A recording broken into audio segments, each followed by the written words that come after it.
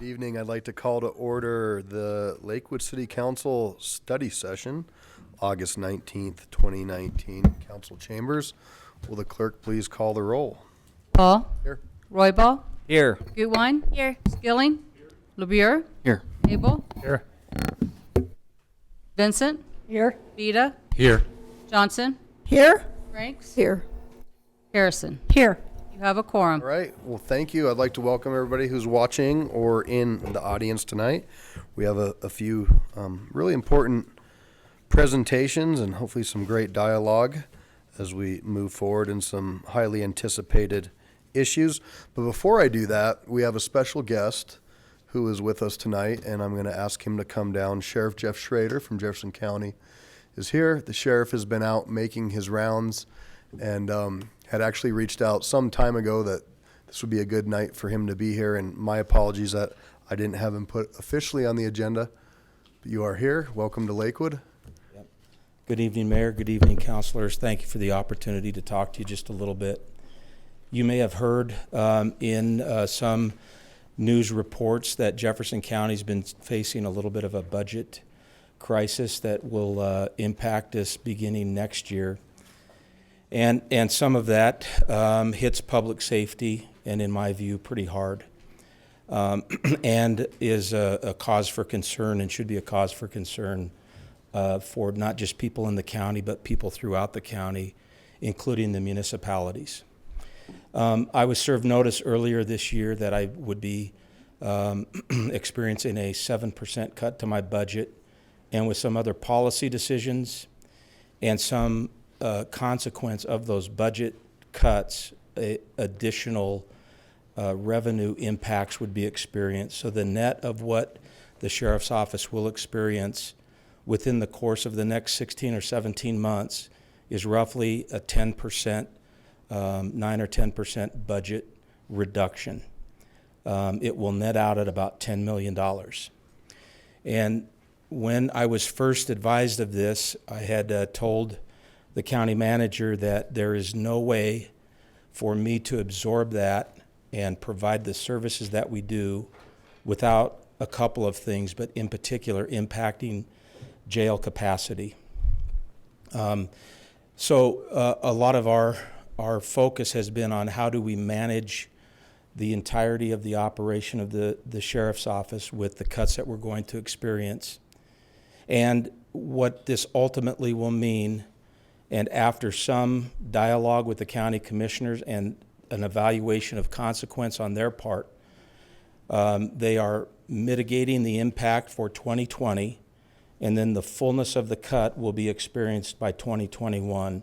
So in the next 16 or 17 months, the sheriff's office will be experiencing about a $10 million budget cut.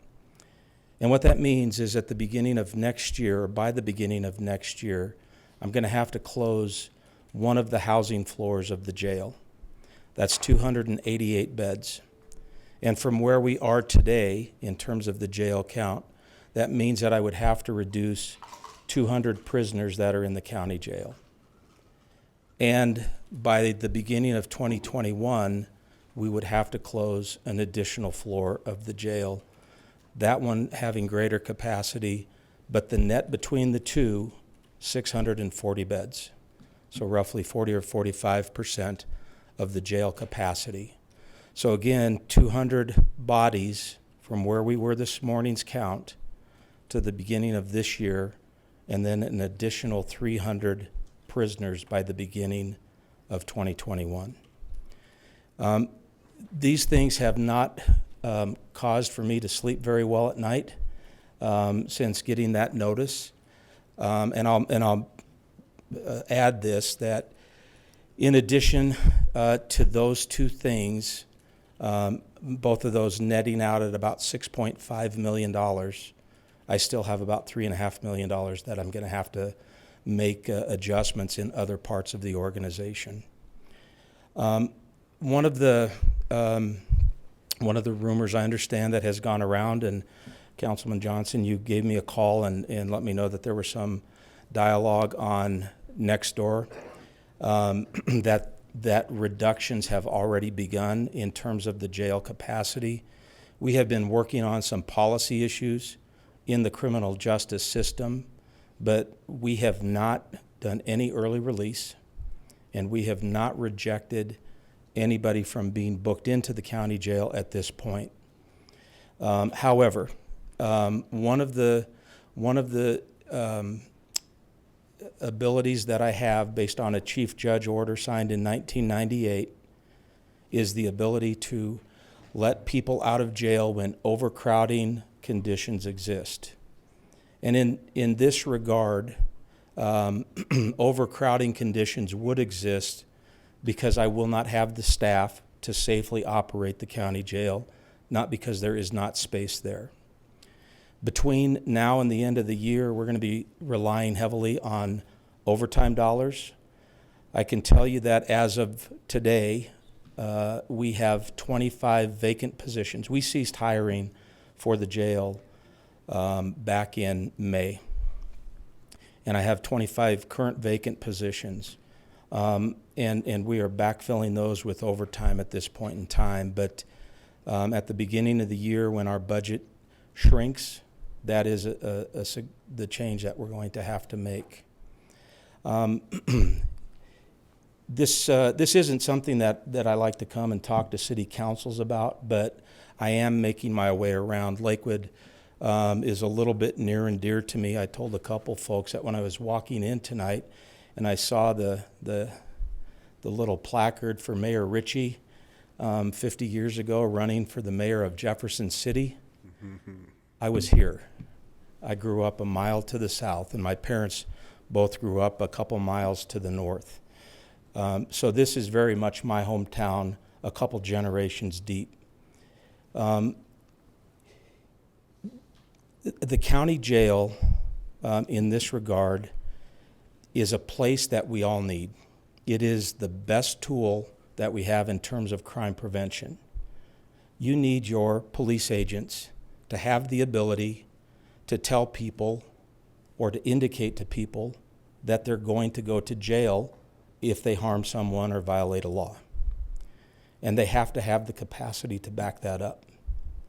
If we are having to reduce that capacity by 40%, it will diminish substantially the crime prevention in Lakewood and in the rest of Jefferson County. You have every reason to be proud of the police department that you have. I know many of them. I've known the leaders in this organization for many, many years, and you have a great organization. They do a great job. They keep the jail full, and that's what we want the county jail for.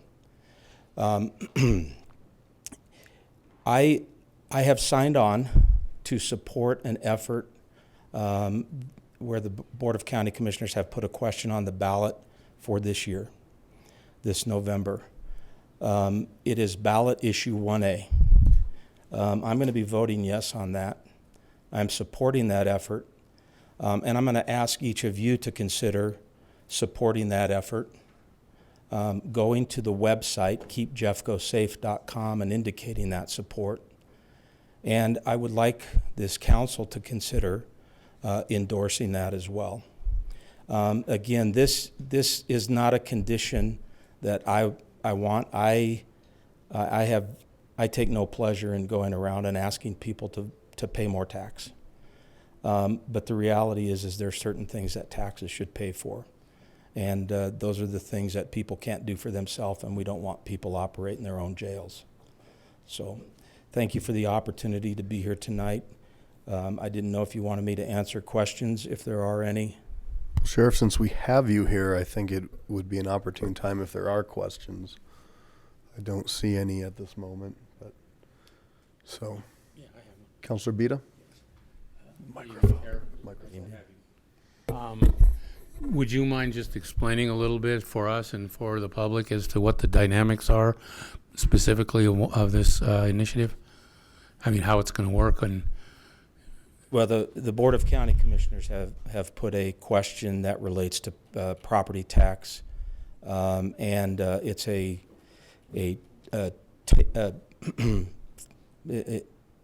I'm not the tax guy, I'm just the sheriff guy, but it's basically a 7-year timeout on Tabor on property tax issues.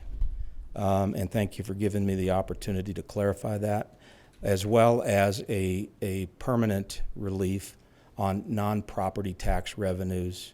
So on fees, on grants, and in some cases, insurance claims. A few years ago, there was a substantial hail event that hit much of the city of Lakewood. It hit Golden too, and a number of buildings and cars were destroyed in Golden. And that insurance payout went against the Tabor cap.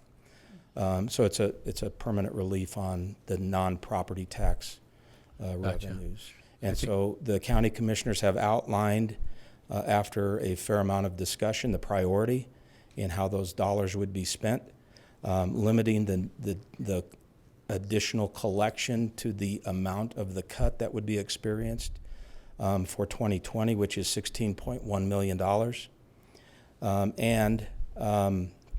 And also that they would evaluate based upon priority for the years that follow that, with public safety being the highest of priorities. Thank you. Thanks for the opportunity. Counselor Skilling?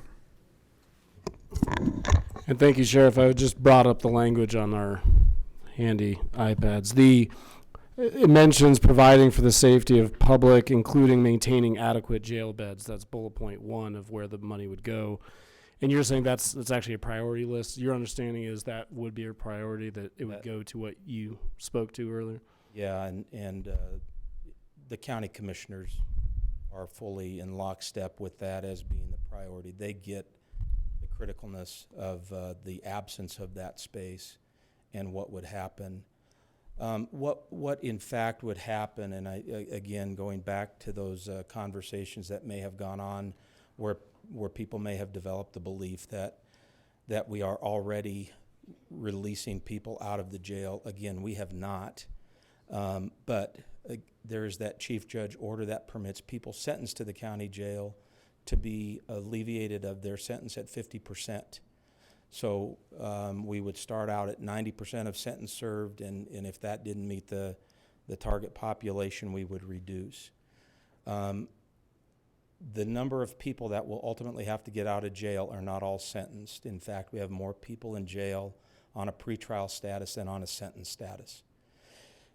And that would have to change some of the policies on people who would come into the jail. I don't have the authority to release people. That's all done by judicial order. But people that come into jail, we would have to set some priorities and policies. Currently, there are arrest standards that are issued by the district attorney's office. There are guidelines for law enforcement agencies on determining who gets arrested and goes to the jail. But there probably would have to be policy above and beyond that, because that has not been reducing jail population in any standard. The other thing, during the course of this last legislative session, there was a change in law regarding the classification of possession of drugs, taking the majority of the possession of drugs from felony classification to misdemeanor. The assessment by the state, the state legislative financial folks, was that would provide a cost savings to the state of about $13 million over 5 years. The other analysis is that there would be a $33 million a year cost to counties over that same 5-year period, because that burden is going to shift from the state to counties, and with the expectation that there would be more treatment. Much of that would focus on county jails in terms of the shift of population.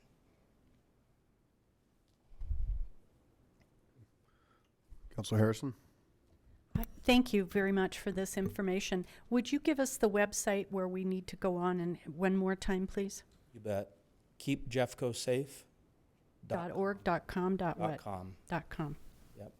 So keepjeffcosafe.com. Thank you. Okay, anything else? All right, Sheriff, well, thank you for coming out. Hope that Hope that you're successful. We appreciate the conversation. I know that all the mayors in Jefferson County are supportive, so Yeah, we're appreciative we can of that. continue And that. thank you for the time to be here, and thank you for hearing me out. absolutely. Thank you, sir. Good evening.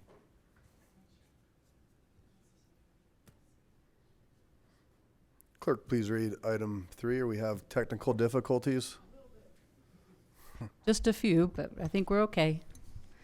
Item 3, presentation, update on Union Neighborhood Vision Plan. Okay, so for this, we have Mr. Roger Wanell, Planning Manager, Head of Comprehensive Planning and Research, and Holly Bain, one of our principal planners. Gonna tag team it. We're going to tag team it. Thank you, Mayor and Council, for this opportunity to talk about the Union Neighborhood Vision Plan. And hopefully your screens are working. And what I'd like to do is just kind of give a quick overview of where we are in the process, and then turn it over to Holly to talk about the plan itself. Just wanted to give you a little bit of context. This is a check-in meeting, and no formal action is requested. It's part of the process that we had talked about maybe at the beginning of this plan, that there would be a time to kind of check in with City Council, give an update prior to going forward with the next steps. And hopefully, we originally hoped it would be a little earlier in the process, but given the schedules, we're at this point now.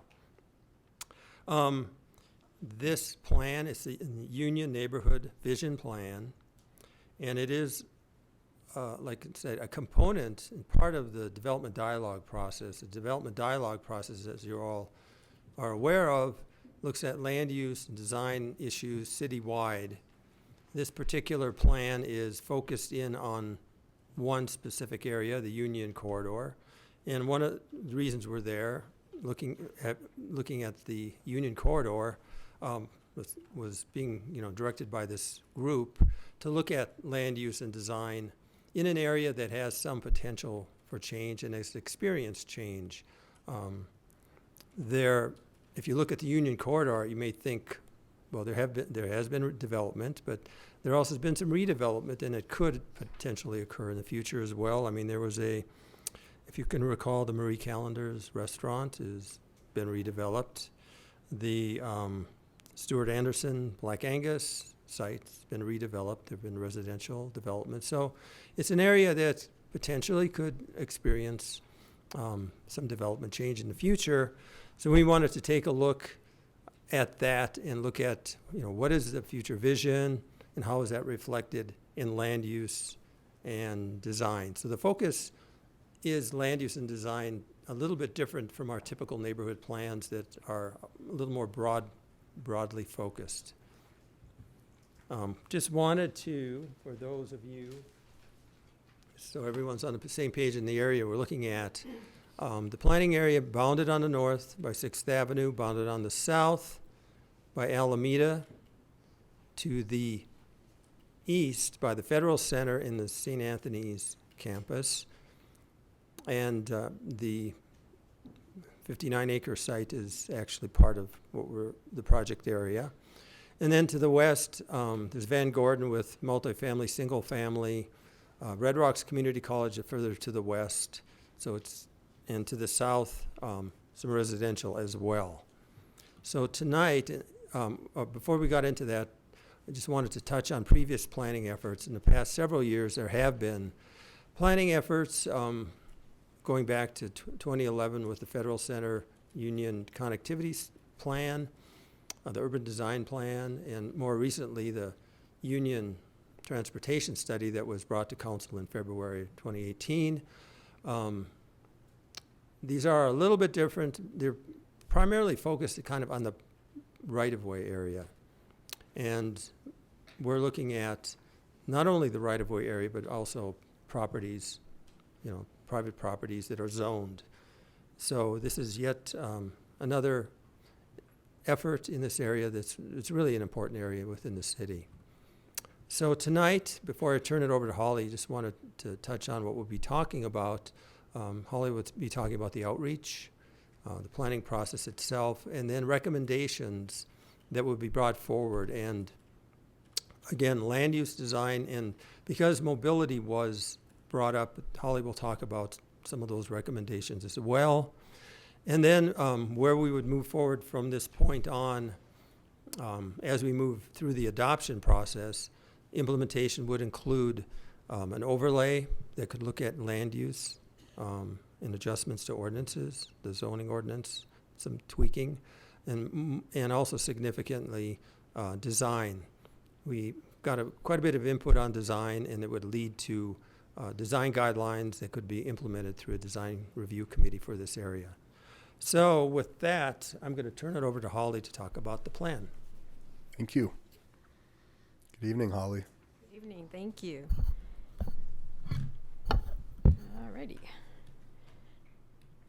Alrighty, I wanted to just provide a brief background on our outreach for this planning process, as well as the process of how we came to develop the draft recommendations. Generally, when we look at a neighborhood plan, we really are only outreaching those people that are within that neighborhood, whether it be residents, occupants, or businesses and commercial properties. However, because the Union area is a little different than some of our neighborhoods, we decided to expand our outreach area a bit. So our outreach included direct mailings to approximately 2,260 addresses within the planning boundaries, and that went to both business addresses and individuals who lived in the area. We also sent out 2 mailings, direct mailings to the first and second contact person for each of the HOAs that you can see in the orange, as well as 3 neighborhood organizations that surround or are adjacent to the area, and those you can see in blue.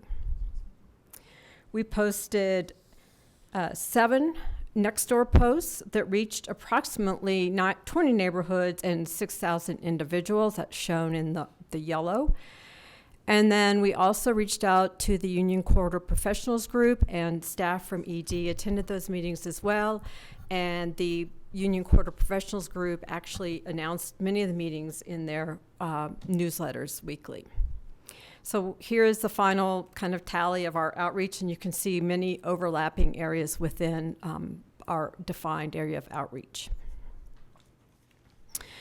To get community input, we had 5 community meetings, and I want to say right now that the first meeting on vision and character and function of the corridor was actually held twice to try to make sure that we were soliciting enough adequate input from the community. We also had a meeting on building design, draft recommendations, and then a meeting where we proposed final recommendations. Through these meetings, we had 4 surveys that were available to those that attended the meeting, as well as anybody who wanted to go online and take it at our website for those that could not attend the meeting or would prefer to just, do it online. So our first 2 meetings were basically the same. We had the same survey.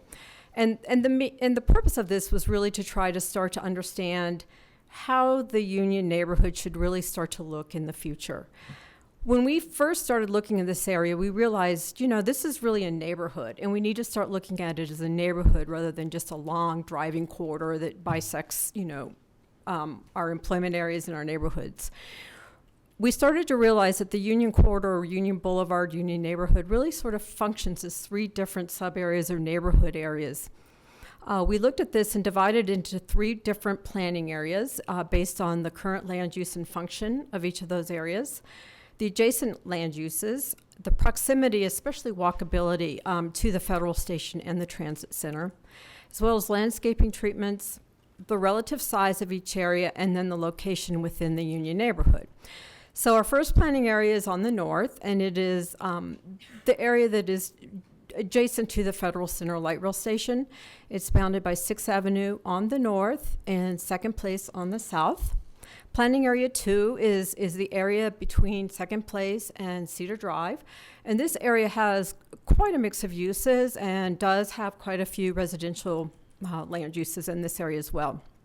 Planning Area 3 on the south between Cedar Drive, adjacent to West Alameda Avenue, or Parkway, is really more of a commercial/light industrial area.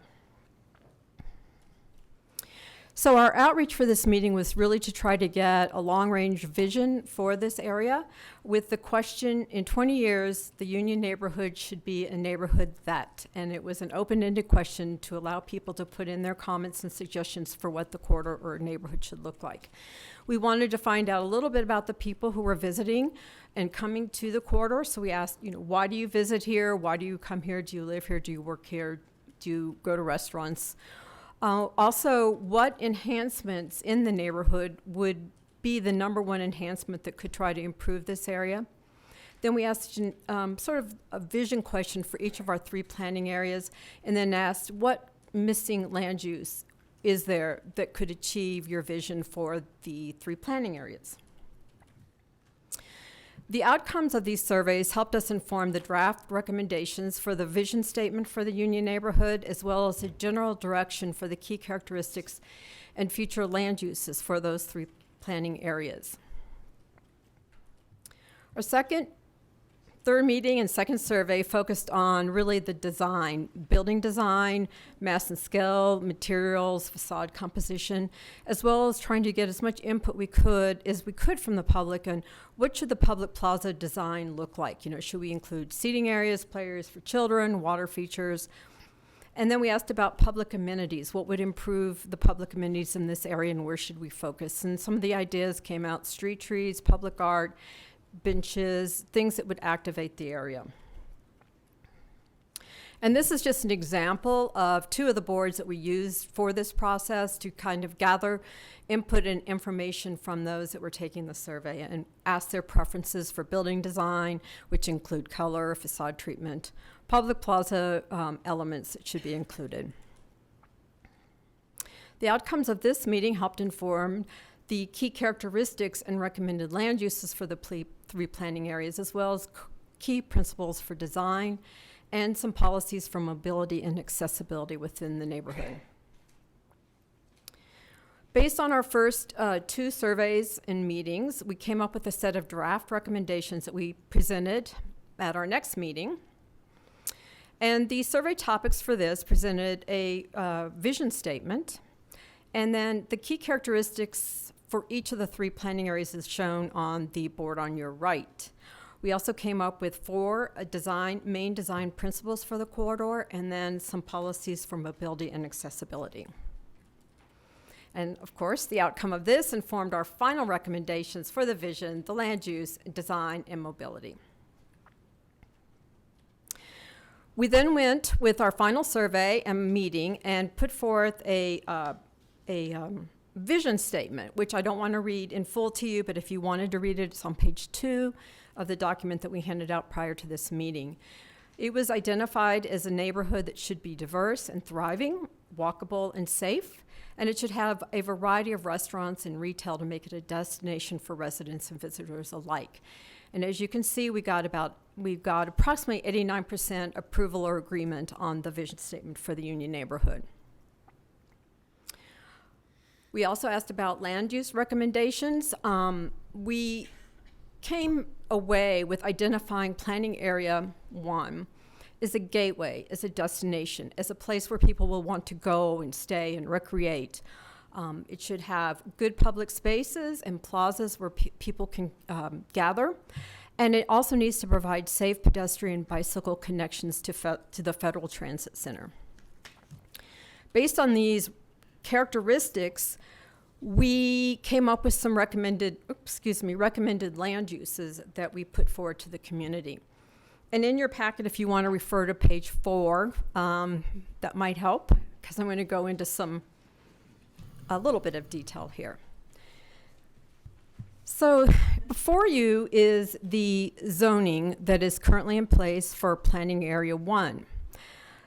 We looked at the permitted uses that were allowed in these zone districts and made some recommendations based on the key characteristics. We recommended that certain land uses that are currently allowed in this area be prohibited.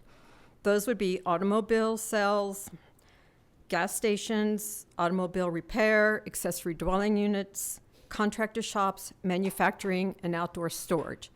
The reason we made this recommendation is because we did not feel that those type of uses were compatible with the vision to create a destination and a gateway into the Union Corridor.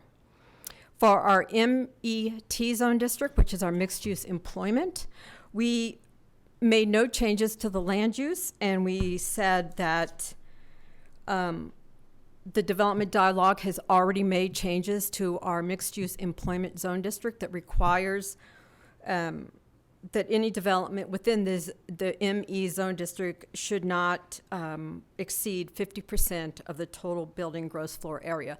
So there were some parameters put on how much residential could be placed in this area.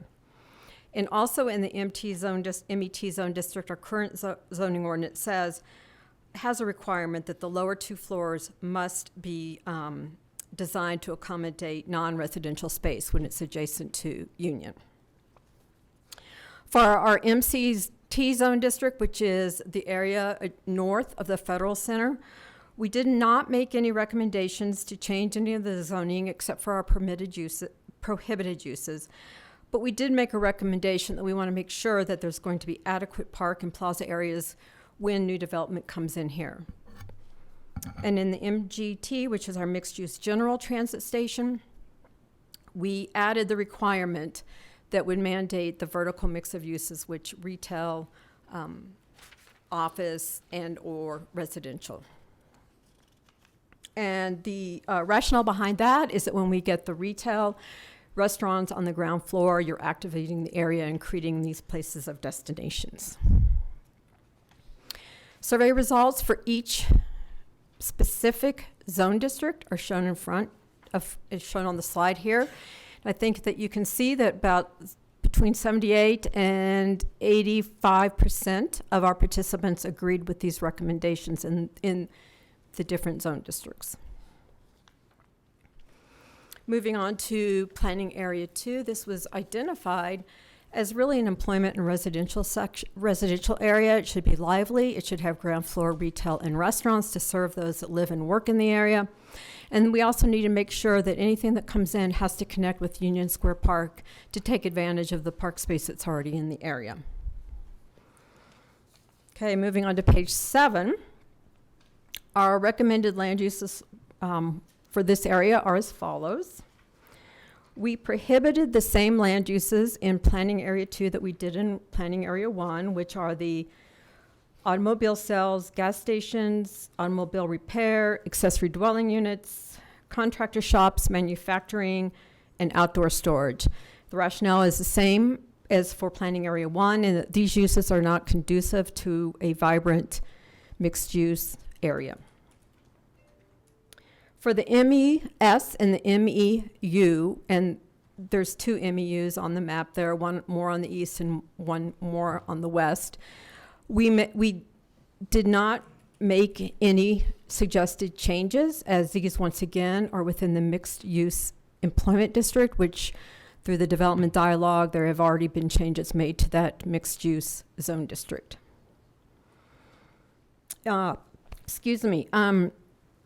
There is a small portion of MCT also in this area, and we did not make any changes to this as it already requires the vertical mix of uses adjacent to Union that requires like first floor retail, first floor residential.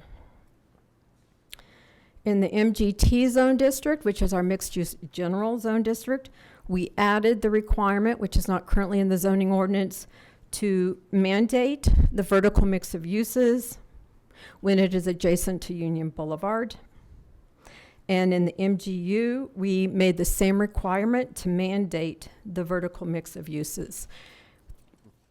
The rationale behind this is those vertical mix of uses where you've got people living and working and recreating in the same building leads to a good active environment. And as you can see from these results, depending on the zone district, we were at about 76% to 82% agreed with these land use recommendations. And finally, planning area 3 was identified as the local center and it should be a neighborhood serving center with employment, retail, and restaurants that serve those residents that live near the area and within the area. There was a thought that we should support the light industrial with an arts and local flair, that we could serve as a co-working hub, and that we need to bolster existing uses to increase the vitality of the area. Based on those recommendations, we came up with proposed land uses or changes to the zoning for Planning Area 3. We recommended that residential uses in this area be prohibited. The reason for that is that we wanted to create this as to be more of a retail and local service center for those living and working in the area. For our light industrial zone district, which is the gray in front of you, we recommended to add certain permitted uses, which would include bars and breweries, galleries, studios, indoor entertainment centers, so we can also start to create that art and local flair that was discussed at the meetings. We made no other recommendation changes as the remaining zone districts, once the residential is not permitted, allow for the recommended use or the recommended character for this area to be a local center. And as you can see here, we did really well. We came out between 80 and 100% agreeing with our land use recommendations and changes to the zoning ordinance here. Next, we presented 4 main principles for our design guidelines, and all these principles were based on survey preferences for what they wanted to see in the corridor. These principles are somewhat subjective, but we have really good survey responses to kind of lead us down what these specific things mean. The first principle is that buildings should respond to and respect adjacent areas. Specifically, it has to reflect the landscape and the unique topography in which it will be located. It needs to respect neighboring properties. This could be with some type of height limitations to help protect views, and also building height transition to make sure that buildings aren't just right up against each other. A second principle was that buildings should be unique. There shouldn't be one prescribed architectural character throughout the corridor. They need to provide interest in human scale. Facades need to be a mixture of transparent and solid materials, and building heights throughout the corridor should differ. And you can also see at the bottom of the slide how the survey responses were coming in. The third principle is to make the area lively. Buildings and sites should offer a variety of experiences. It needs to have ground floor retail, cafe seating, storefronts, plazas. Landscapes should include trees, benches, lights. We need to have pedestrian amenities that will create this comfortable atmosphere, and we need to have public space that includes parks, plazas, and pathways. And our final principle for design guidelines was that it should be sustainable. Buildings need to be developed and designed for the future and taking into consideration sustainability elements. It should also be an area that does help to develop and bolster and support our local businesses and a diverse economy. As Roger said earlier, you know, the charge with this plan was really to look at land use and design. However, when we were at the meetings, there was a lot of concern about the pedestrian and bicycle connectivity and the safety with that, as well as some concern about traffic on Union. So we didn't want to ignore these comments. We wanted to incorporate them in these plans and provide some guidance for the future of the connectivity in this area. These principles and policies are very consistent with all the other plans we've done in the area for mobility. But we wanted to highlight some of those that we felt were important for the community. And that was to make sure that we've got a shared use path along Union Boulevard, that we need to make great pedestrian and bicycle connections, and that we need to make sure that we have pedestrian walkways in the future development or redevelopment that are consistent with the connectivity framework map, which is also included in your packet. And then the other was to manage traffic flows on Union Boulevard. Some of the ideas were promoted was to implement a shuttle system, and which was also part of our urban design plan that was done in 2011, and also to implement where we can the recommendations in the transportation study with development and redevelopment, and to have new development participate in the West Corridor Transportation Management Association, or TMA, which is a really good way to get people to try to start thinking about alternative modes of transportation. That was it. Next steps, we will have a draft plan available on the website at lakewood.org/Union Vision on September 9th. September 25th, we'll go to Planning Commission public hearing. On October 28th, we'll come back to you for a public hearing. Then we will set forth and develop the overlay district and design guidelines and the review process for that. Some of the topics that we'll consider while we are developing these design guidelines are really geared and in response to what we've heard through our surveys. So we'll be looking at public plaza design, building material composition, facade treatments, height transitions, mass and scale. And that's the end. Thank you. Nicely done. Thank you very much. Okay, so this is a study session. We allow for public input. It's your chance to ask some questions that you might have. This isn't really the pro or con. It looks like this will have a few public hearings. So we have only one person that signed up. It'll be 3 minutes, 2.5. Actually, there's a timer on it now, but it'll also go green, orange, red. Diane Duffy, you're the only one that signed up. Great. Anybody else wish to speak? Come on down if you could stop by the clerk and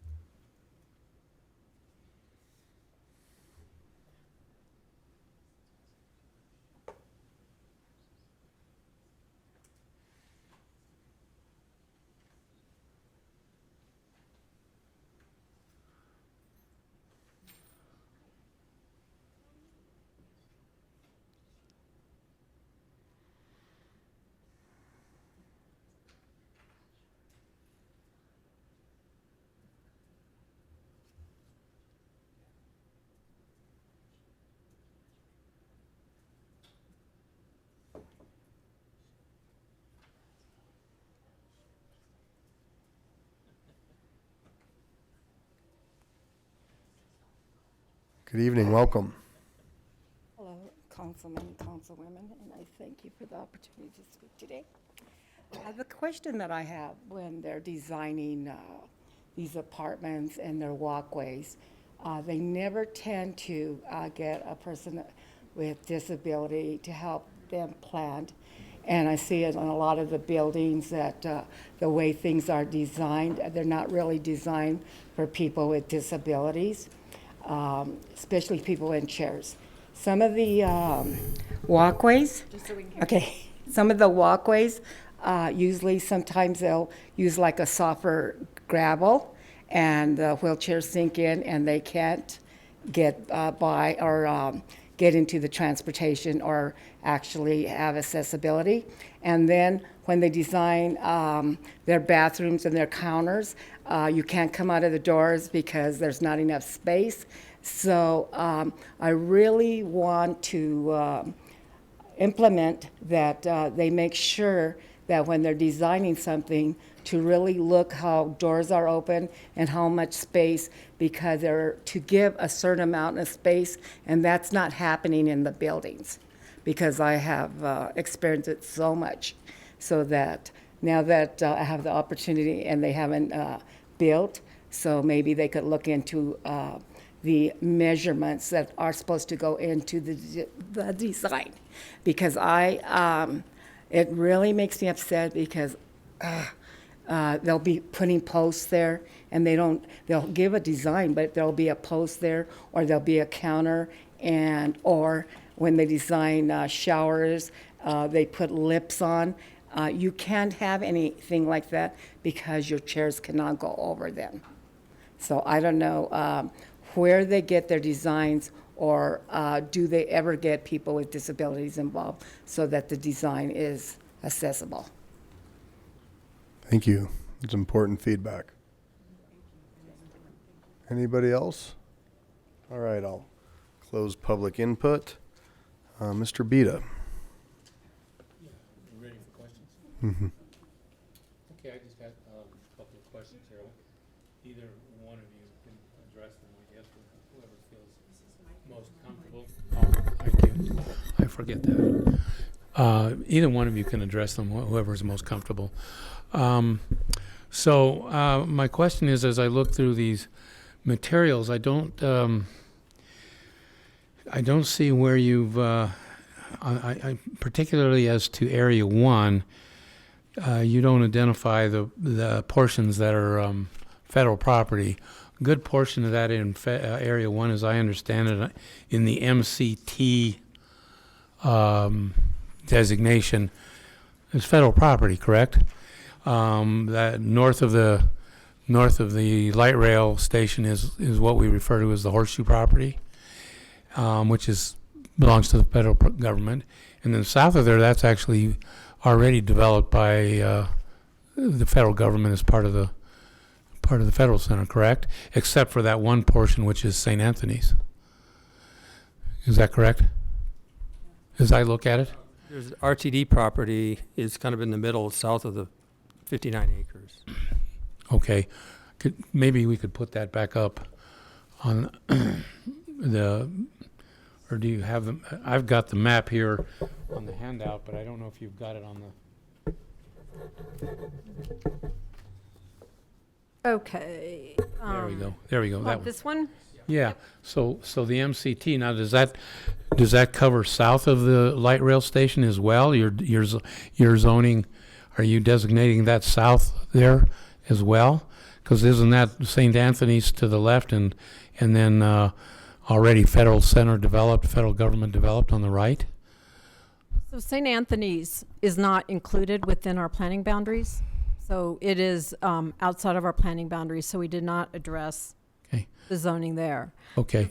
The federal center land is within the boundaries, and the zoning, there is zoning on that land, which provides the permissions for what you can do. Okay. Well, the reason I'm asking, because it's all in the same color, it's all gray there, and I mean, you don't have any control over federal land anyway, correct? We have the zoning on the land, yes. I understand, but it's meaningless as long as it continues to belong to the federal government. Yes. Yes, and then the south of the light rail, that's already all developed by the federal government anyway, right? By RTD, yeah. Well, the parking lot, there's a Okay. parking lot. Oh, that's RTD parking lot, okay. And so then the north, the horseshoe property, now I don't see any discussion in your plans about this issue of the contamination of this property. Do you take that into account at all in your planning? That is not part of this planning process. We're just looking at land use and design. So that would be a separate discussion. So the contamination of it is not part of the planning process, especially when that northern 15 acres, the northernmost, has been designated as to remain capped and never even disturbed. You don't take that information into account into your process? Do you want to? Well, and I can jump in here. So we're essentially doing an overlay over this whole property, and it's not dissimilar to when prior to the hospital was built, right? You did a plan for that land that was contaminated where the hospital was. You still had a plan, you still had zoning over it, but nothing could be done until they remediated what was in the ground. And so because there are different areas of this 59 acres that the Colorado Department of Health has actually weighed in on and given their report, it doesn't preclude an overlay. Much like if you went further south to where the hospital is now. Same scenario. Planning was done on that piece of property. Eventually it was developed into what it is today. Okay, so I understand that, but I guess my question is specifically, does any of the planning take any of that into account? And I guess you're saying it's not part of the planning process, if I'm understanding the answer. Is that correct? So then if it's not part of the planning process, I assume it wasn't part of the survey that was done when these individuals were surveyed about this property, and when their approval of your planning really doesn't take into account this contamination issue, because I assume that the individuals surveyed were not made aware of that. Is that? I'm not sure about the survey part. If you want to address that, I was going to touch more on the other issues. So our survey was looking at what type of land uses and what type of building design should we have in this area.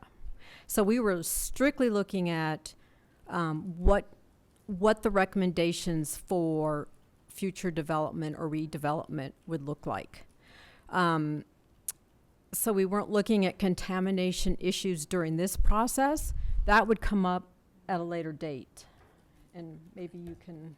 Okay. Yeah. That's my point. Yeah.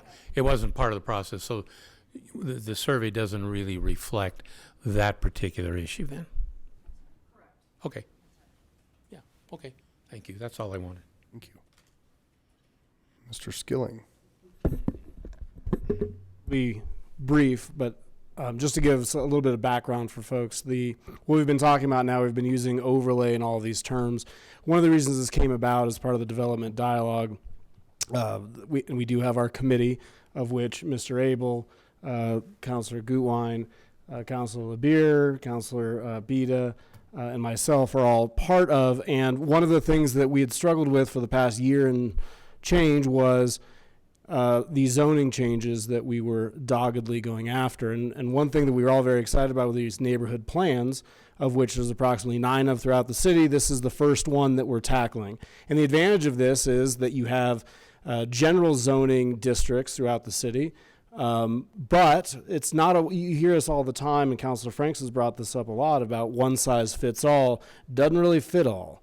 And so this is one attempt just to look at a specific area and do things like specific building designs, specific prohibitions, height limits, setback limits, things that we don't want to put as our general zoning categories or in our general districts, but work in a particular neighborhood, whether it's Union or whether it's Academy or wherever in the city it is. These are the things that you'll see rolled out hopefully in the next, couple weeks. Staff will get to those other 8 plans. Yeah, sure.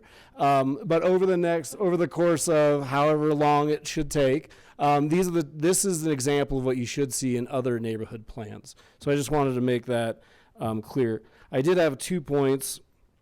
One, kind of piggybacking off of Councilor Bida's point, since we are talking about a specific area and making certain changes to general zoning, on all of the T designations, if you look at those zonings, T is kind of a unique creature in that the height or the height minimums or the height maximums vary depending on where you are and which transit. Oak, for instance, may have 90. Other places may have 120.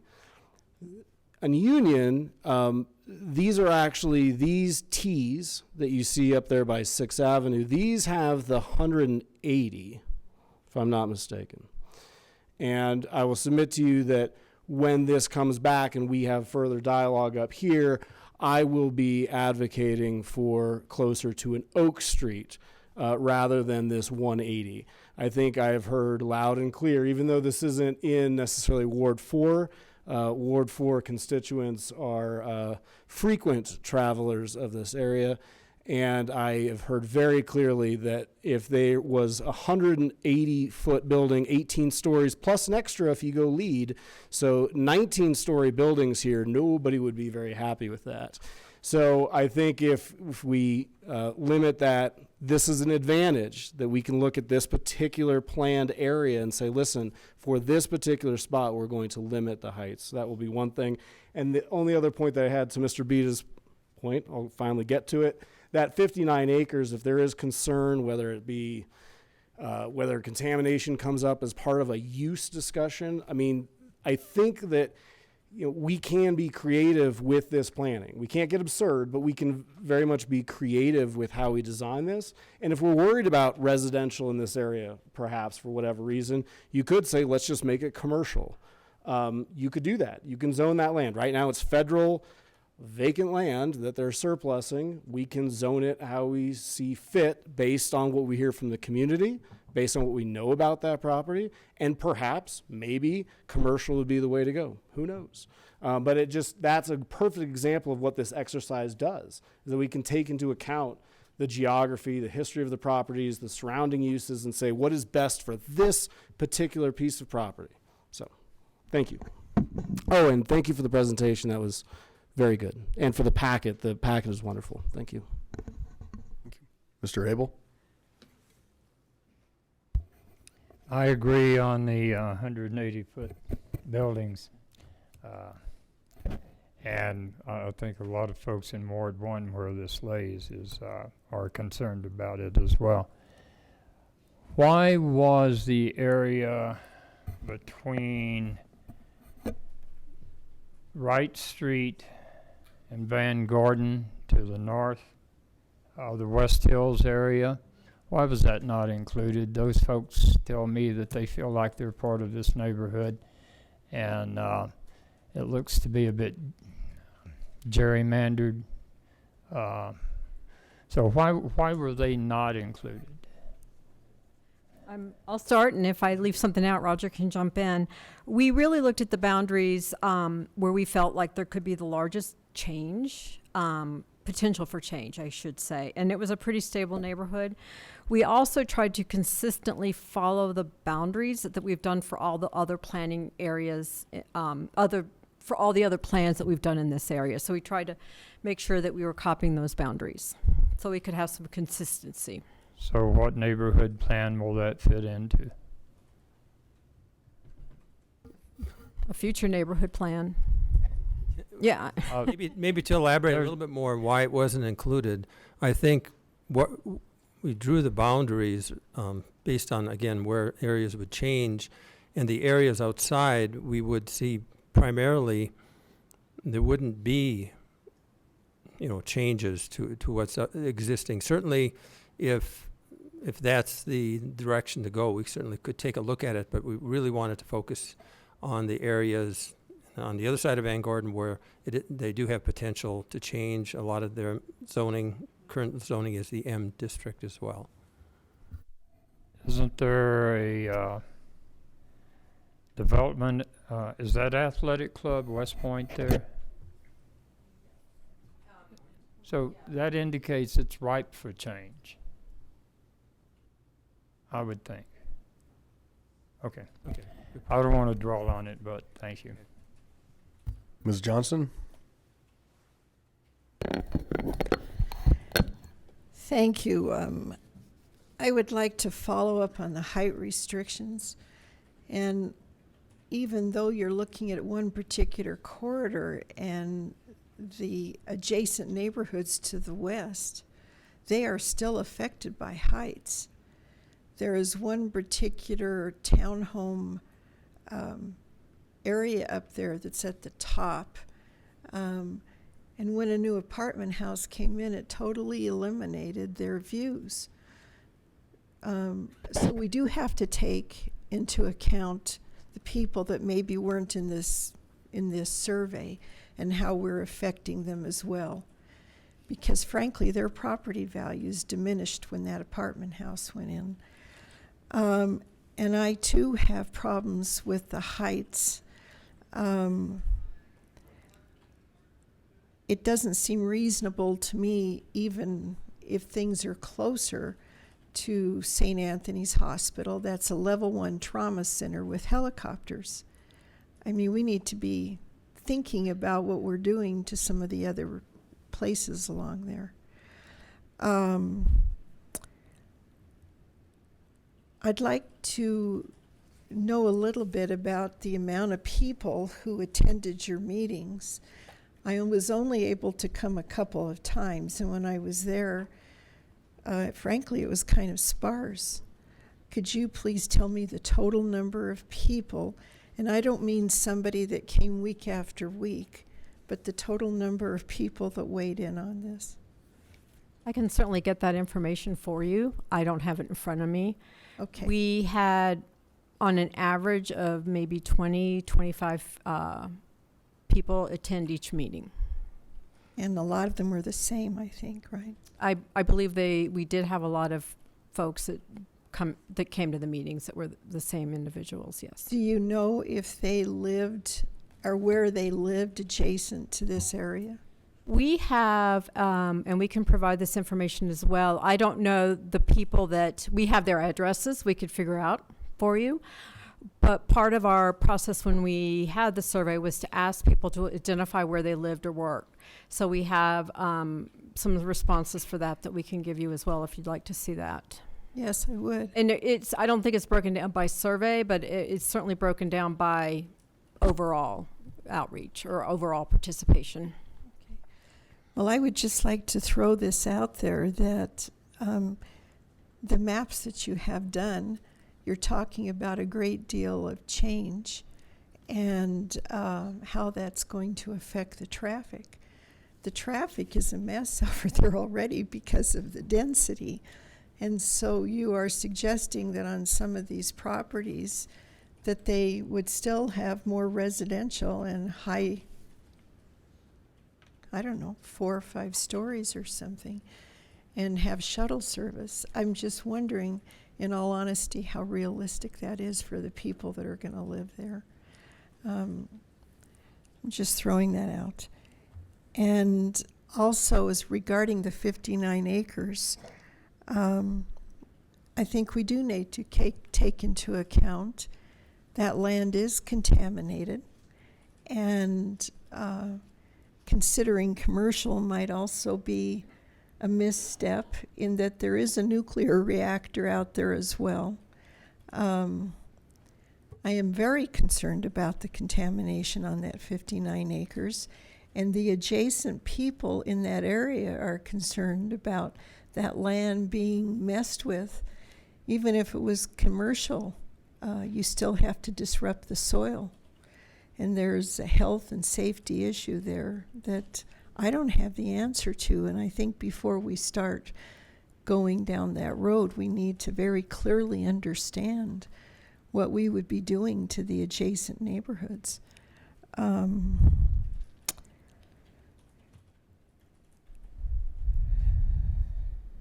I guess that's all for now. Thank you. Ms. Gutwein?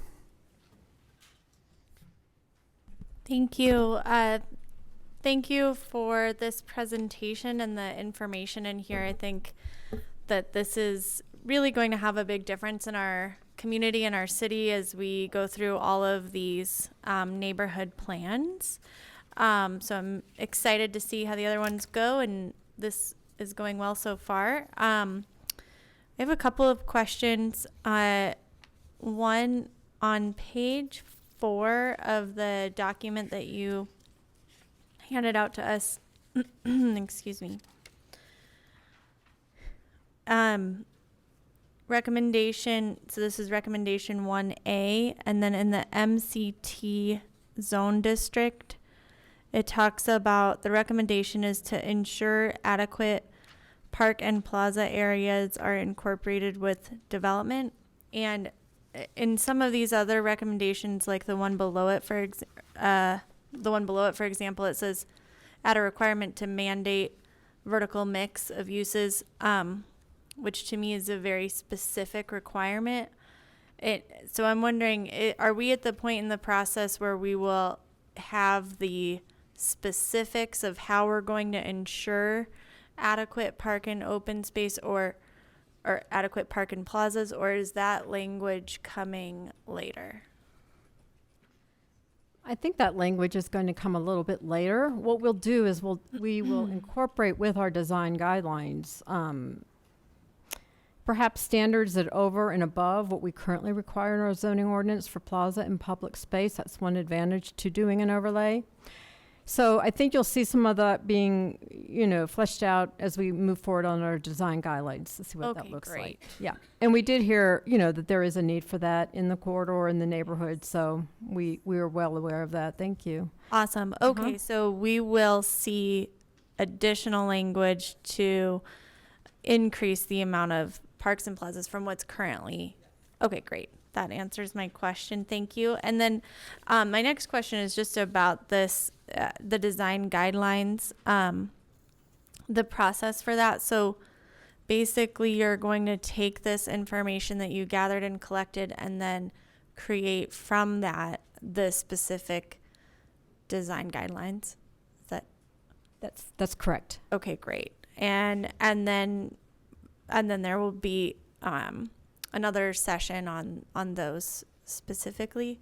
Yes. Okay. Absolutely. And those will all be mandatory and enforced through the formation of this architectural design board? Yes, it would be, again, this plan will give direction, and you can see direction in terms of what the design guidelines would have, some of the preferences, but it would be part of a next step. Got it. Where it would have more detail and provide very specific information that would inform the design review committee. Great, thank you. And so that would include things like you had the survey picture or the boards that show the different kinds of or materials. So those would be specifically called out in the design board. Okay. Fantastic. All right, that's all I had. Thank you. Ms. Franks? Thanks, Mayor Paul. First, I wanted to acknowledge that you guys held the first meeting twice.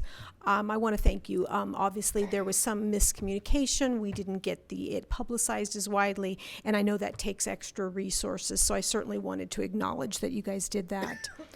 The second thing I wanted to, and these are more kind of just as we continue through the neighborhood plans, is to just keep in mind that some of these areas are travel through corridors, and the numbers of people and the geographic range that we may want to capture. We have all the folks coming from Solterra. It's a way to get to 6th Avenue. I live down by Dunstan and Divinity. It's how I get there. And so just making sure that we kind of look at where our traffic patterns are and then including those folks in there. I think that'll be really helpful. I would also like to ask, as we move forward in this process and for your kind of underlying template, that for the surveys we always kind of include the numbers, that participation. And the reason why that's helpful is when we have community who says, well, how did this come about? And we know we advertised it and we sought engagement, and then we see sometimes the meeting attendance, we can't bring folks there, and I just want people to know that you guys are advertising on Nextdoor. Counselors are putting it into our newsletters. We know folks out in the public can't always attend, but we've made Lakewood Together and Lakewood Speaks, and so I'm just trying to remind folks that we get that y'all have busy lives, but we are desperately looking for all kinds of ways to get that feedback from you, so we care about that participation. I also would, just from the design guidelines standpoint, since I mentioned in a meeting not too long ago that we now have truck deliveries literally stopping on Union, blocking one of the lanes, that we factor in parking, the ability to do deliveries for the various types of businesses, and that into some kind of a framework so we don't end up with those on-street deliveries, which are becoming a safety concern. So those are just a few more points to make. Thank you. Thank you. Mr. Beta. Thank you, Mayor. Quick question. Just trying to understand the permitted uses of an MCT. And I'm looking at the use table 17.4.1 in your zoning ordinance. Are you familiar with that? Okay. It's just kind of a general question, because under mixed use, I see that it does have a category for MC.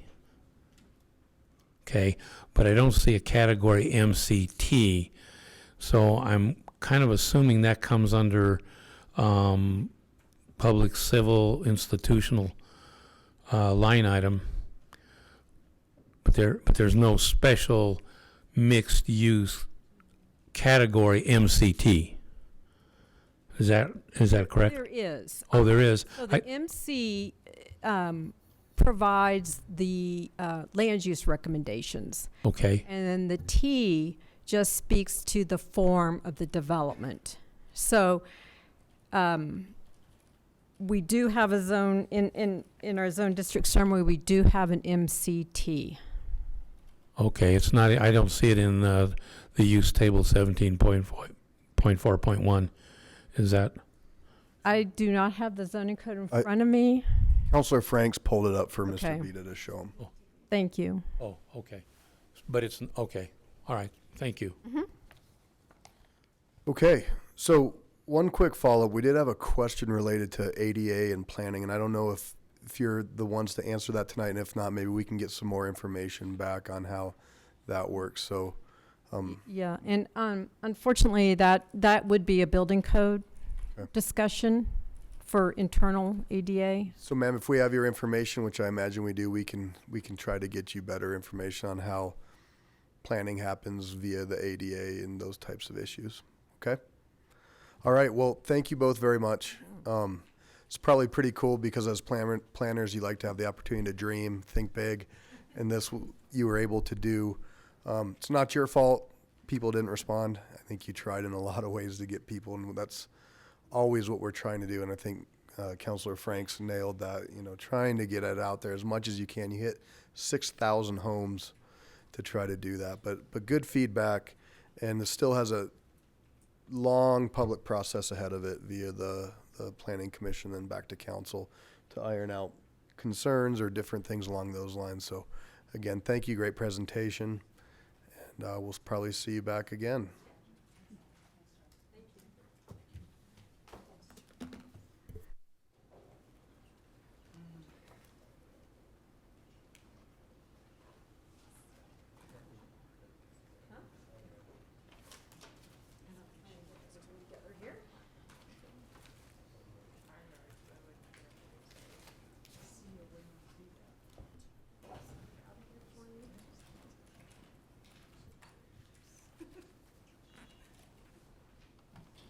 All right, will the clerk please read item 4?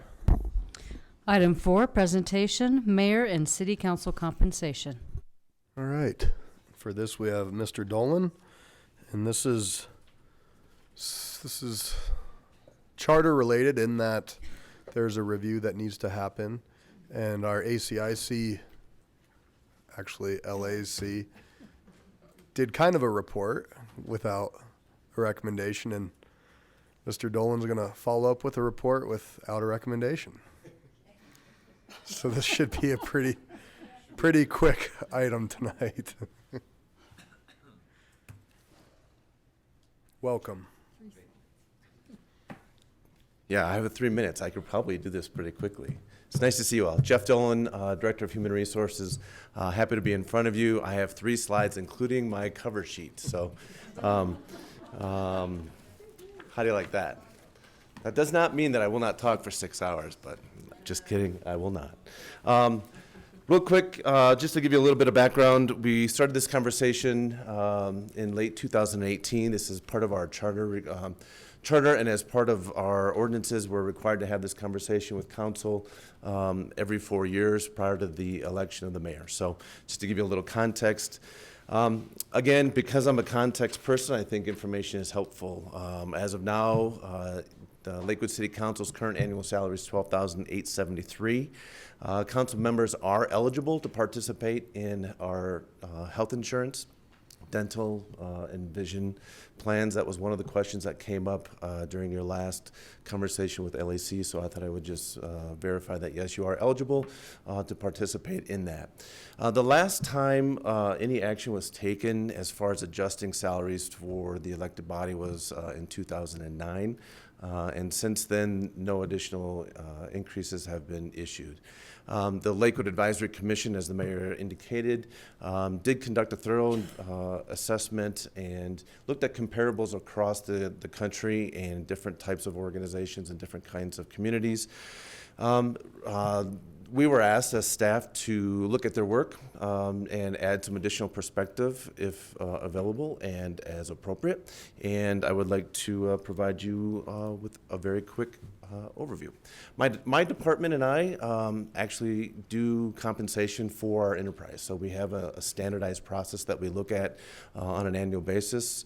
I presume most of you are familiar with that when you hear us talking about our workforce plan and our total compensation approach.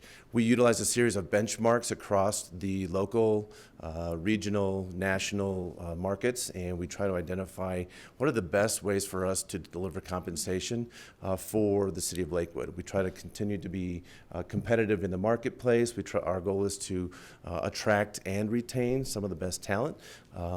We do that pretty consistently, and we use information and data to follow that. If hypothetically the city council were to follow a similar process and have my team look at compensation and how we would do that and apply that to our model, one of the things that I think that was interesting as we dug into this information is since we haven't really looked at it over the last 10 years, should we have done that?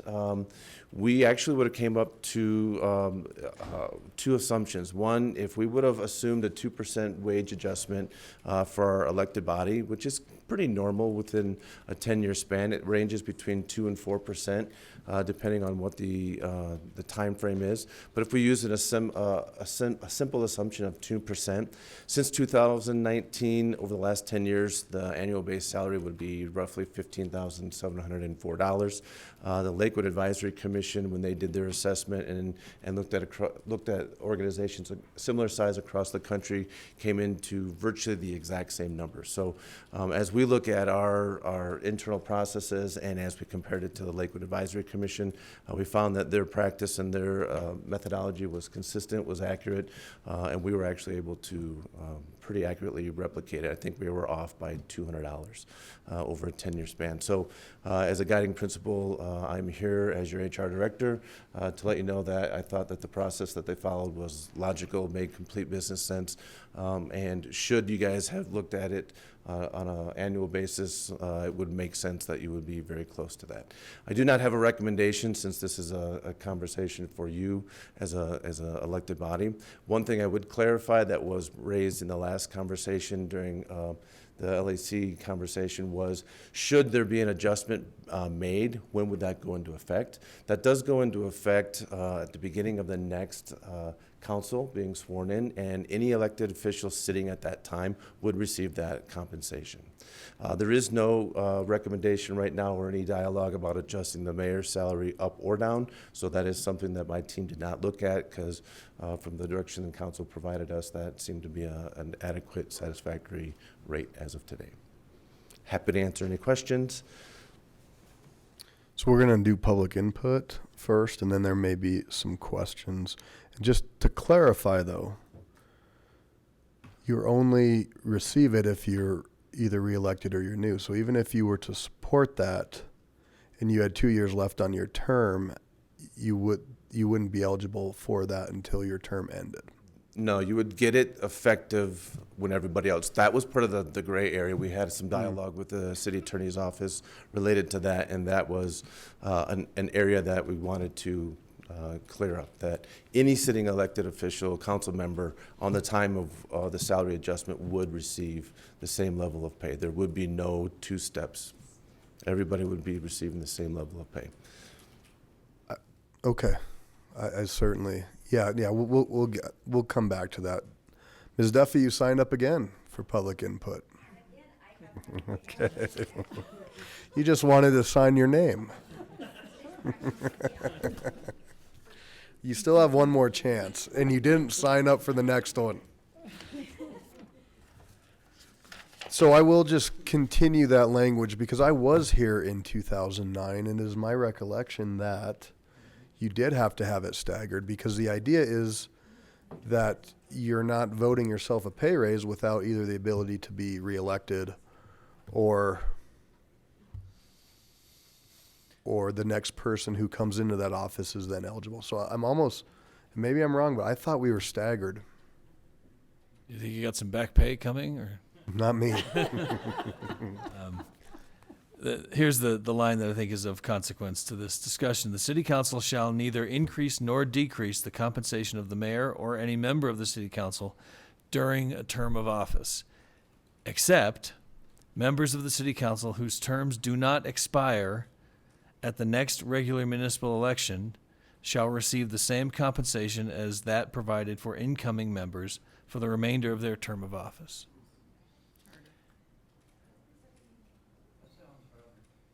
Sounds rather contradictory to me. The first part of the sentence says no, and the second part of the sentence says yes.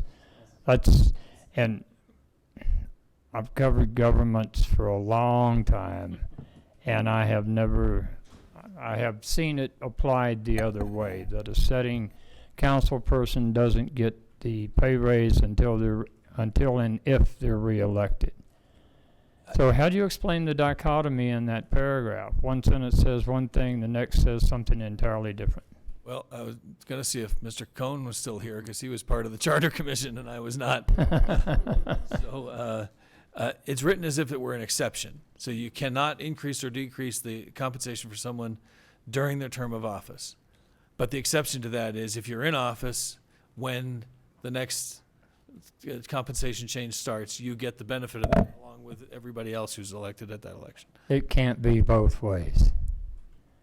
Well, we'll have to talk about that, but this is the language that is applicable, and yeah. But and for the record, anybody wants to look at it and judge for yourselves, it's section 2.11 compensation in the Lakewood Charter. No, I certainly appreciate it. I'm not doubting. My recollection was in 2009 we did it differently in that some weren't eligible for it, and that's all right. And I certainly recognize how this paints you into kind of a corner. You have to give us an opinion on a sentence that, or on a paragraph that defies logic. Well, I think that sentence, because the rest of the section doesn't concern that. It starts out with the members of the council shall receive such compensation as the council determines by ordinance. And it ends with a reference to ordinary and necessary expenses. So that sentence is the one that dictates who gets what and when. And I think it can be implemented. It seems counterintuitive to some of the other provisions you may have seen, but it's saying you can't change your council compensation during that term that you're serving now. But there's an exception to that.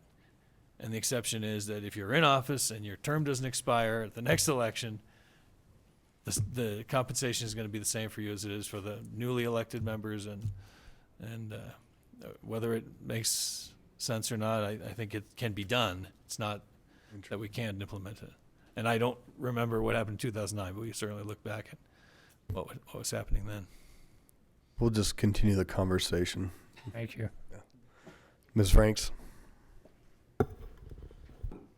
Well, I'm sorry, I'm going to continue on that same one, but could it be that it's saying that those of us that are up for that we're up for, can't vote? I mean, I've read it now 3 times and my mind keeps going, boy, they could have written this a whole lot clearer, which is why we advocate up here for good, clear language.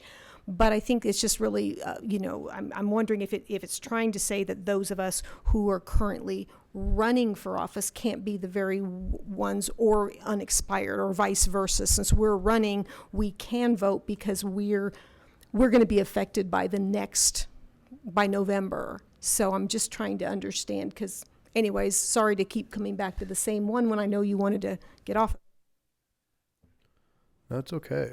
Mr. Beta, and then Ms. Harrison, then Ms. Vincent. Well, just a couple of comments. First of all, I think what council's read is clear. Whether you agree with it or not, it says what it says. It is what it is.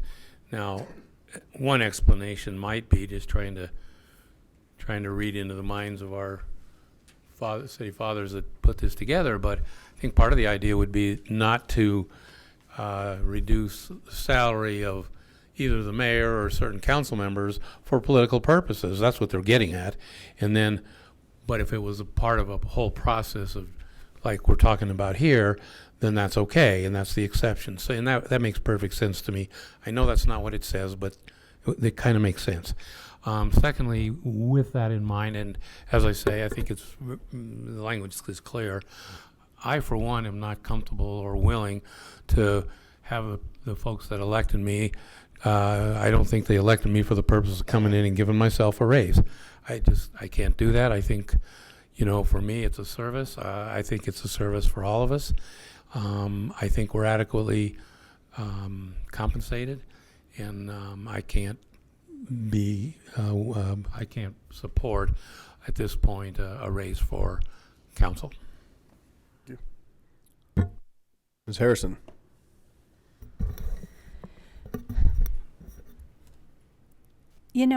Talking about money and the money that we earn as city council members is always really uncomfortable because of the fact that we ran not to bring in the money that we bring in. We ran because we wanted to serve our neighbors and our community. That's why we did it.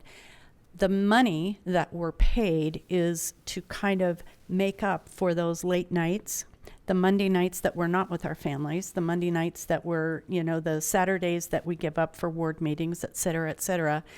I think that's what the money is for, whether it's comfortable to talk about or not. I think it is, the city can have people that are willing to give time, but this kind of makes it fair, I think, to be able to do that. I would be willing not to support for my own increase, and we can talk about whether it's a tiered thing or whatever, but I think to keep good quality people running for these elected offices, we've got to have an increase in what we earn. So I'd be willing to support that. Ms. Vincent? I was going to make a comment that the way that we're going, I think the only one who can vote is Pete. So I'd like to make the decision. I didn't know, so, but to kind of support Councilor Harrison's position, I've been asked by members of my community. They do laugh when they look at what we make, and they know darn well I've worked in the community for 20 plus years on all these plans, so they knew I wasn't in it for the money. But I've got to think, win, lose, or draw, I kind of look at it, and I had already talked to Councilor Franks about this too, as the next group that comes in. I won't be here forever, and we need to make a decision at some point. And the fact that we haven't even thought about it since 2009 is a little strange. And if we kick the can down the road again, is it my understanding it'll be another 4 years, so it'll be 14 years till we make a decision? Okay, so with that, I think it's amazing too that the LAC came like spot on with that number too, that was in the first non-recommendation. So I would support that for whoever comes on. Mr. Roybal. Thank you, Mayor. As everybody knows, I am termed out. So I can freely speak my mind about this particular issue. So I'm going to do so. I've usually kept very quiet on it. Money's a very sensitive issue. And in this society, we don't want to talk about money. Well, I'm here to say that to all my fellow counselors, we put more than 60 to 70 hours a week sometimes dealing with issues. and we stay steady on the issues. We sacrifice our families to be with constituents, to support our constituents, not just one day a week or one night a week on Monday nights. It's Mondays, Wednesdays. We get phone calls on Saturdays, Sundays, dealing with our constituents' issues. So I'd simply say, if you took all that time and you put it together and looked at council staff or time and what they get compensated, I calculated the other day, it was like 35 cents an hour. So who makes 35 cents an hour in this community? Now, I would simply say very clearly is that the economy is, it's increasing. I mean, the cost of living is going up.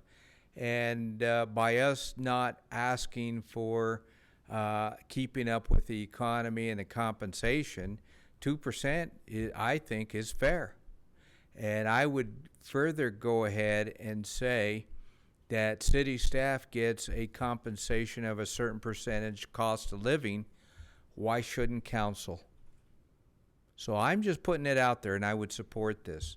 And again, I would just say, if you want quality of people to come to council, and again, for me, money wasn't the issue. It was just doing something for the community and myself. But, if you want to attract quality people to come, sometimes money is the issue. And a little bit of compensation.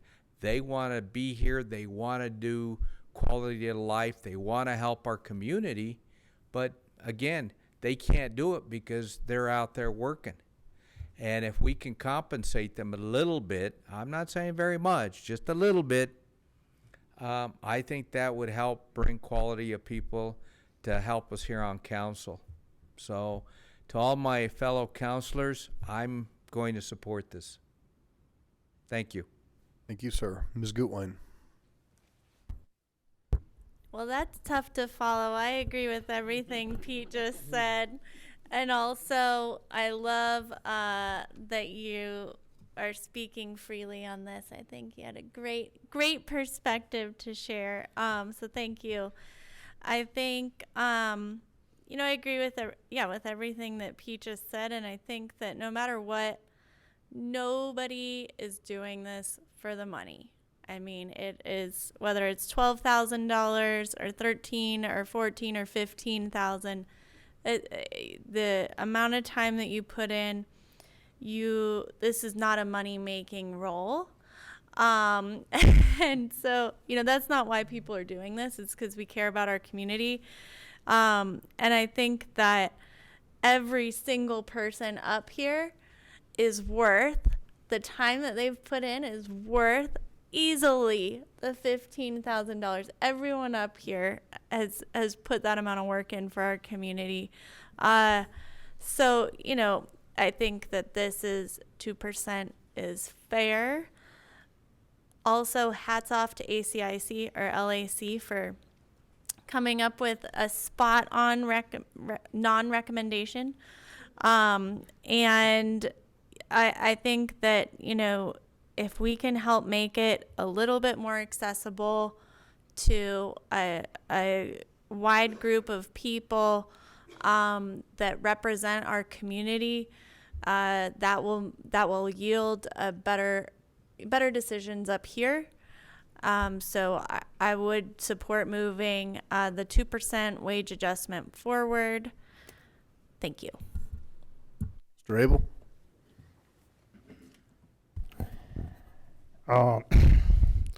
If Mr. Roybal is correct, and it's 35 cents an hour, we might be worth that. But there are a lot of folks out there who think we're not.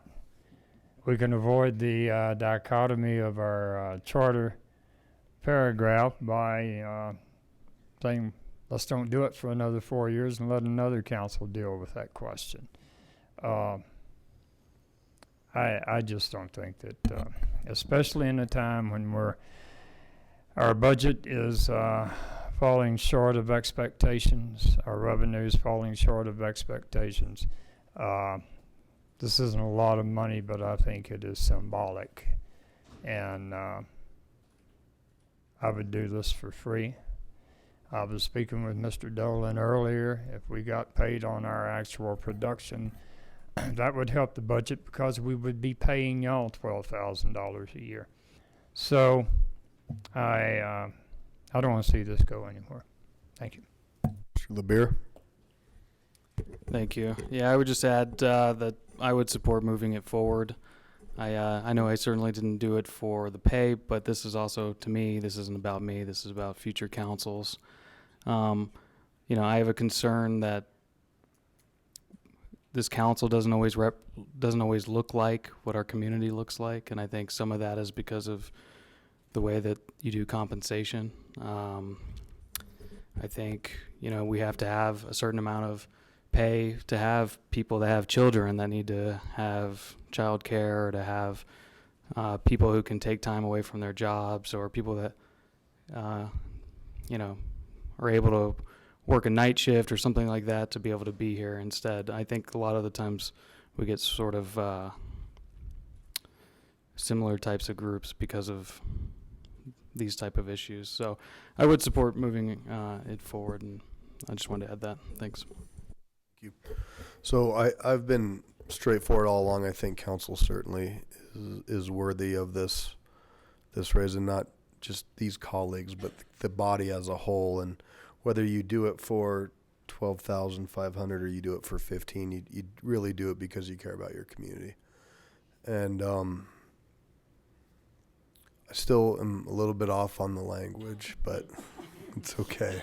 Sorry, Mr. Cox, but so yeah, I certainly support that. I think it's incredibly important to have that.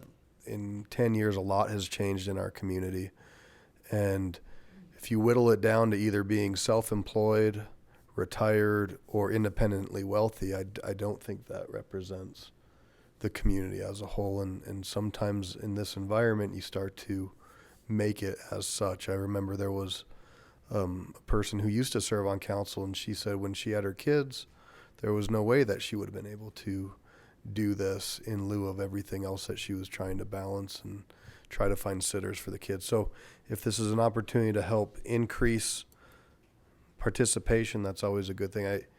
We have to worry about the budget, and I think that would be an increase per year of about $30,000 a year. Okay. All right. So we need to have some sort of consensus. I have a mixed consensus right now, folks, so I need to get it a little bit tighter as to if you want to move this forward or not. I know, Mr. Roybal, we got you. Ms. Franks. Oh. Well, I just wanted to add, it's just so uncomfortable. You're running for, you know, if we move it forward, obviously that just goes to an ordinance that we vote on later. Is that, so we're just moving this forward, we can get clarity on the language. Like I said, it's just an uncomfortable thing. You're out there going to be campaigning, and then, you know, so I think, you know, maybe we can get with moving it forward. Doesn't mean I'll know exactly how I'll vote, but I think we can at least, I think I can get in the camp of moving it forward, but I would want that language clarity on kind of who gets moved forward, and I guess that's it. Well, and to that point, it's an ordinance, so we could actually just stipulate in the ordinance that if that was the direction council wanted, that those dollars would not be received until you were reelected, or whoever is reelected. The increase would only affect those who are reelected, so therefore nobody's voting themselves a pay raise. Except that those who are newly elected would get the pay raise. Yes. And the re-electeds would get it. It's what the charter focuses on is, all right. So look at it this way: your term is up and you can't run again. Right. Councilor Roybal, your term is up and you can run again, but don't. You're not going to get the money. You can run. Your term is up and you can run again, and you do get re-elected. You're going to get the money at the time of the election. you run for election to fill a seat that was contested or vacant, and you win, you're going to get the money when you get elected. What the charter says is that just leaves those of you who weren't part of this election, whether you're termed out or you lost or you won, didn't matter because you're in the middle of your term. And so when that election comes along and the newly elected and the re-elected people get this increase, so will you as person who's halfway through your term. That's really what it. I understand, but just so. But I think at the state level, when they go through this at the legislature, it's just incumbent upon. Yep, if you're 2 years in and this passes, you don't get it. And if you term out at that lower rate. If you are eligible to be reelected, you are eligible for that increase, or if you're newly elected. And I think what I've heard from council is they really want to look at this towards the future. And the uncomfortableness comes from people having to look at voting themselves an increase. Well, yeah, I understand that. And it would be more comfortable if the charter said, those whose terms do not expire may be eligible or may receive, and then you'd have more flexibility to say this is how we're going to apply this. It says those individuals shall receive the same compensation as those who get elected. So it's pretty hard to answer. So I guess if this does go forward, which I'm assuming it's going to, because we're going to have a larger discussion in October, it'd be worth doing the research to see how we did this. And actually in 2009, I think it was potentially just the mayor's salary that was increased. I don't think it was council's. I think, yeah, we'll look at that. Yep. Mr. Roybal? Mayor, I have another option that you might want to consider, and I know it's a very short time in doing this, but the people are our boss. Why not ask the people? Do you know how long that ballot would be?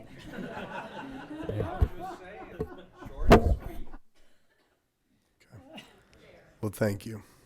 So is there a sense in that there's consensus? Okay, I'm getting consensus that we will move forward with that ordinance at that recommended, and then there'll be an up or down vote in October.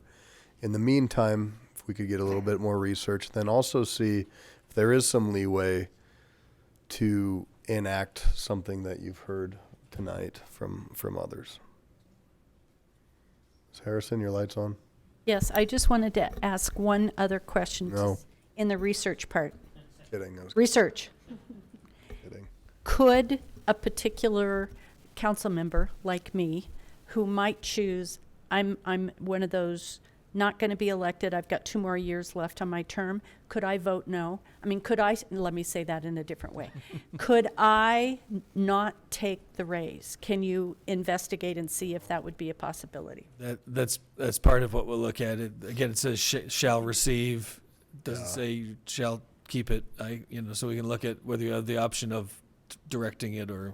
And we went through this exercise in the past because somebody had asked if they can not receive their salary, and it was no, you shall receive your salary. So, okay. All right. Now for the main event. Mr. Dolan, thank you. Could have sworn you were in jeans earlier.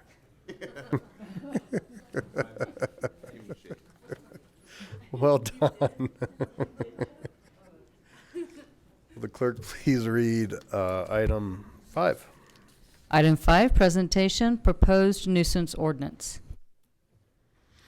All right, so Sergeant John Alish is going to come down, and we have with him Chief Code Enforcement Officer Juan Bonilla Acosta, as well as Chief McCaskey is here, and Jenna Roth, as well as Mr. Cox. We have the whole crew. Good evening. Sergeant. How are you? Welcome. Last time you were before us, you kept us very involved and entertained, and yeah, we expect the same tonight. I know most of you were hoping you wouldn't have to see me again in 2019, but sorry to disappoint. The floor is yours. Yeah. Do we need to wait on Mr. Levier, or are we good to go? No. Oh, okay, good.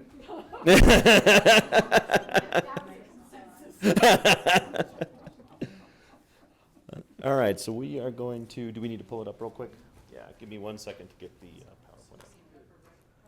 Perfect.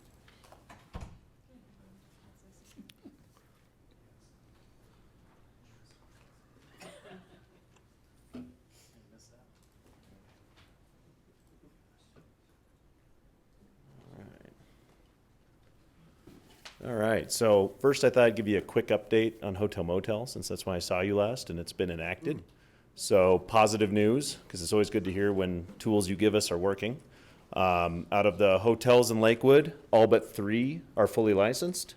2 of them probably won't end up having licenses because they've decided not to rent short-term anymore. They're going to rent more like apartments. And then 1 is just, it's a corporate one, and they're waiting on something from out of state, so it's been kind of slow. But otherwise, everyone's licensed.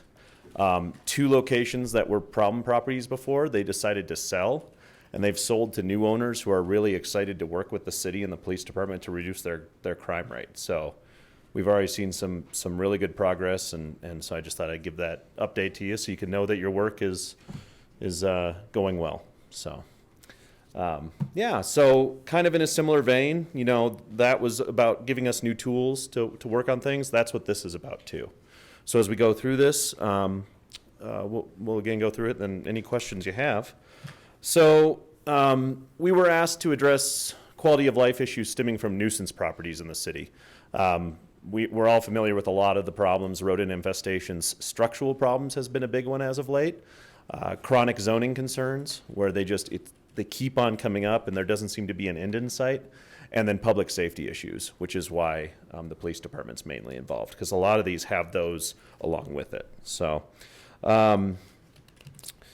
so we were, Public Works, the city attorney's office, and the police department came together, and we reviewed recent incidents in the city, kind of if you want to look in the last 2-3 years, because that's when we've seen a lot of these come up that, frankly, a lot of us haven't seen before. You know, when we were meeting tonight in preparation, the chief even said, 35 years of law enforcement, and I have not seen some of the things that we've seen in the last 18, 24 months. So that's why we're here. We looked at other jurisdictions' ordinances. We kept it really local this time. So we looked at Aurora, Denver, Boulder, Golden, Fort Collins to kind of see what they had. And what we came up with is we really want to get something on the ground now that we can use. So we thought the best route was just to strengthen our current nuisance ordinances and add some tools in there to help us better use those. So what you're going to see is a bunch of recommendations of what we'd like to add to our current ordinance. And I will note, Gail Spencer, who couldn't be tonight, she mentioned actually our zoning ordinances, our code enforcement ordinances are some of the stronger ones in the region, and they're still looked at kind of as a best class example. So this is adding to that. All right, so the first one is pretty simple. We want to add rodent infestations as a specific unlawful condition. Currently, it's not unlawful to have a rodent infestation. So we would like to add that. And we would like to require property owners to abate the infestation in a timely manner. We'd like to be able to tell them, no, you have to do this. You can't, not just will you please, but this is unacceptable. You have to fix it. So if we pass this portion, if a property owner fails to abate the rodent infestation within 7 days, we will have the authority to abate it.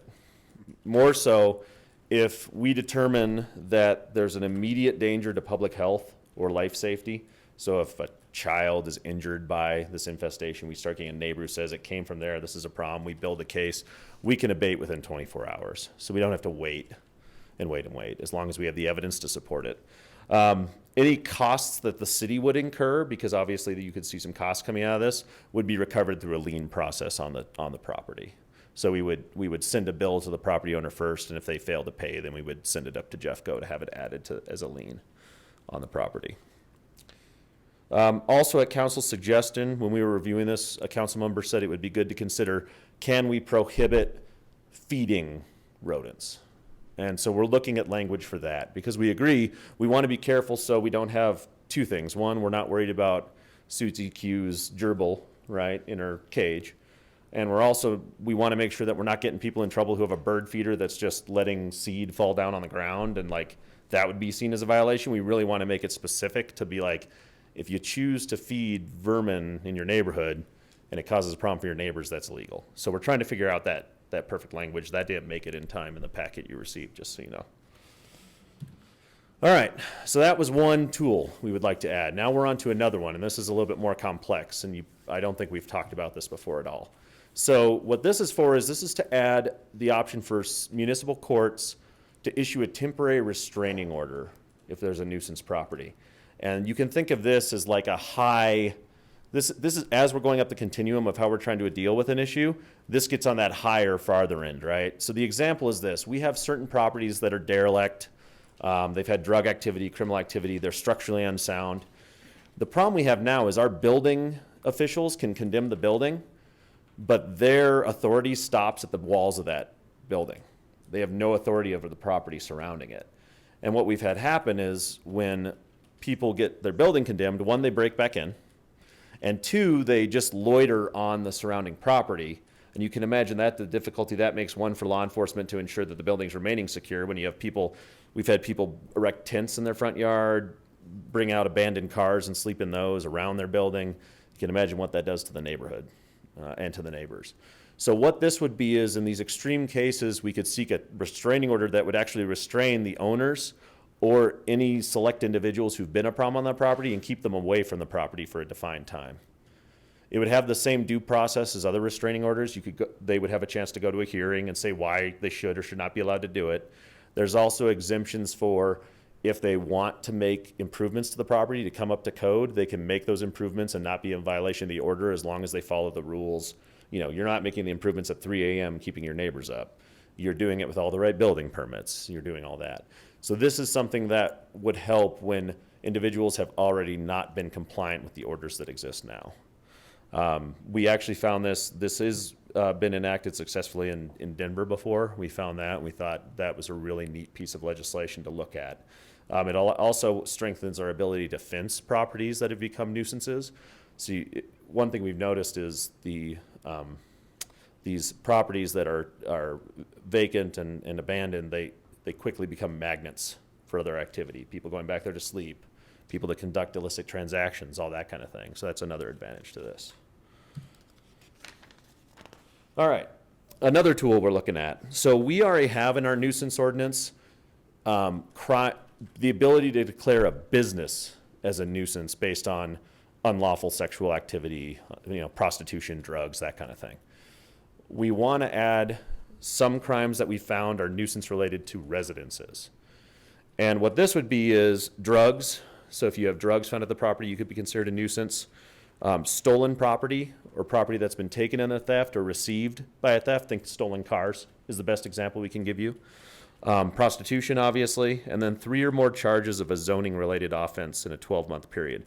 The reason that 3 or more zoning-related offense charges is there is we have a good zoning system, but remember at the beginning when I said we have these zoning complaints that never seem to end, like it's just one after the other after the other. We're trying to identify different angles to go to once we can show persistent and long-term problems. I think the reason that I would be most excited about this is, and I know many of you have dealt with these kind of properties in your wards, is that it allows us to hold homeowners and property owners accountable for the activity occurring on their property. What we've seen a lot is you see elderly homeowners and you see their children moving in and taking advantage of them, and those children are drug users, they steal cars, Well, the problem is we have nothing to hold over the homeowner's head, and Johnny goes to jail on his auto theft charge, but the 3 people that were living with Johnny are still there, et cetera, right? Not this Johnny. So I just figured I'd go with my name. That makes it easier for everyone. If I said Adam, that wouldn't go over well, I assume. So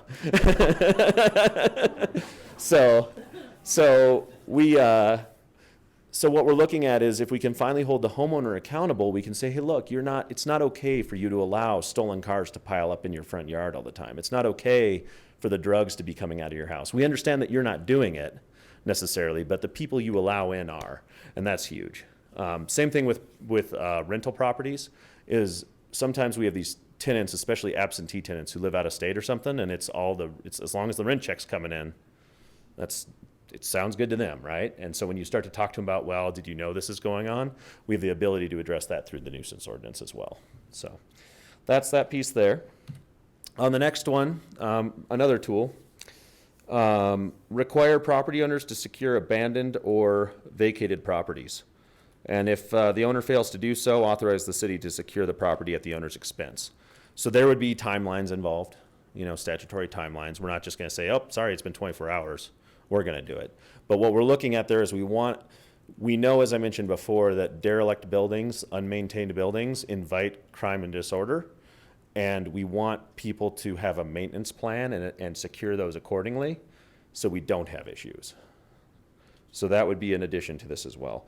Similar to the rodent infestation, we would give a property owner 7 days to come into compliance or request a hearing. Again, in the case of urgent public safety risk, like let's say there's a home that's next to a middle school or an elementary school and some kids have broken in and they're hanging out in there now, and we get a call from the principal who says, this isn't okay, someone was hurt, we could move sooner on that if we have due cause. All right. Similar, but the next one, and this just brings a little more structure to it. Some municipalities have what are called vacant property registration ordinances. And these can go everywhere from the most basic of program, which is what we're proposing, to really, really structured and advanced programs that have fees and have all sorts of things. We're not looking at one with fees. What we're looking at is very simple. If you have a property that's vacant or abandoned, and there would be timelines involved, if it's more than 30 days, then it becomes vacant by municipal ordinance. We would decide on that kind of thing, but you have to register it with us. And what does that mean?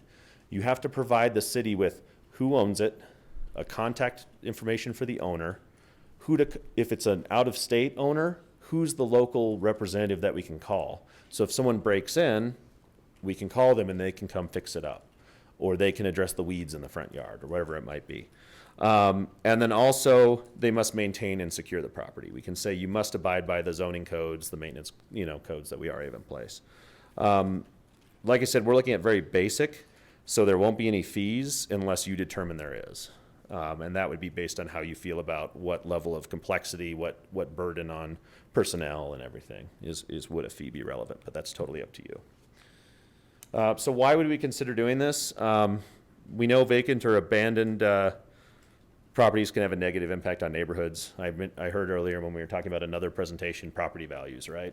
And people are always probably coming to you talking about my property values, depending on what the circumstances. Oftentimes vacant homes, abandoned businesses are right up there with that. It can also be very difficult for us to contact the property owner when maintenance is needed. Best example I can give from a law enforcement side is it's 2 a.m. We get the report of a party going on in an abandoned building. We go out there, we find it's a bunch of kids, we get them home to their parents safely, maybe write a few tickets, but then we're like, who do we call to lock this up? And we don't have any info, and we end up having to send it to someone to look up property tax ID numbers and then try and search it that way, and it's hours of work. The other issue is we have a history of problems with transients and children accessing these types of properties. We know kids like to go in these places. Oh, it's the haunted, old whatever, and although that come off as, just child mischief, which is understandable, the problem is sometimes those things get mixed up and you have children running into people who are homeless or the drug addicted inside these buildings after hours, and that's just a no-go. So that's one reason this can be beneficial. All right, so those are the main tools. So we thought we all loved the scenario thing we did in the hotel motel so much, we thought we'd do it here too. So we're going to start with 123 Alamo. We're getting really creative. In this case, this fine home is owned by a couple whose adult children are drug users and frequent the property. The city, using our current building ordinances, determined the residence is unsafe, right? So there may be structural issues, there may be power issues, oftentimes gas leaks, that kind of thing. The house is boarded up and posted no occupancy, but the owners continuously violate the order and enter the house. They're breaking in. We've had experiences where people have crawled through roofs to get back in, amongst other things. Despite the house being secured, the owner's children continue to use and sell illegal drugs, mainly from cars that are parked around on the property. So if we had the tools that we've talked about tonight, the city would obtain a temporary restraining order, preventing the owners from being at the property, and it can be the owners and their children. If we identify specific individuals that are a problem, that are at risk themselves because they're not listening to the building orders, because we often have these people who move back in saying, well, I'm willing to take the risks, and we say, no, this thing could literally collapse on you. You don't understand. You can't be in there. Those individuals and individuals who are a safety risk to the neighborhood, we could ask that for that restraining order, keeping them away. Also, due to the previous break-ins, we re-secure the home and we decide this is a point where we're willing to fence off the entire property because it's not worth the risk. It's not worth the time and energy for cops to constantly be going around that building every night when we could be doing other things that your constituents ask us to do. And then the police department cites the owners for a nuisance violation. That's the new part I like, right? Cites them and says, no, we know your son and daughter have been the ones selling the drugs, but you're letting it happen. Here's your ticket for a nuisance ordinance. Please go to court. Second scenario, that one looks a little nicer, right? Except for the weeds. 456 Baltimore Avenue, a rental property has been unoccupied for months. The property is not being maintained, but the city has no contact information for the owner, and the neighbors call and complain frequently. So this is a pretty standard one, right? So with our vacant property registration ordinance in place, the city has current contact owner information. The city learns the owner's out of state, and they were just unaware. Oh, sorry, I had no idea. I thought my realtor was on that. Or, what do you mean? I hired a guy who's my landlord for me, and is he not around? That kind of thing, right? So with the guidance from Lakewood Zoning, the property comes into compliance, and everyone's happier. The final one, 789 Catastrophe Court. Would anyone disagree with that picture? The homeowner hoards trash and junk outside the home. The poor condition of the property has allowed for a vermin infestation, and the neighbors are concerned for their health and property values, right?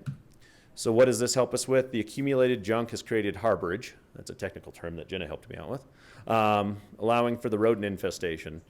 This is a nuisance under the proposed ordinance because now we're saying harborage of rodent infestation is illegal along with the rodent infestation itself. You're not allowed to create circumstances where they could be, right? The homeowner is charged for the nuisance violation but does not address the problem. So we ask them to fix it and they don't. So for public health and safety, the city abates the property by cleaning up the junk and exterminating the vermin. We go ahead and go in and do it. Because of that, and we know we're going to incur some costs, but we place public safety and the public welfare above the short-term costs, we seek reimbursement through a lien on the property. So that's really it. I tried to make it quick since I know. So Sergeant, if you want to take a quick seat, we have public input Sounds portion right now. And yeah. So Ms. Kinney, you signed up, 3 minutes.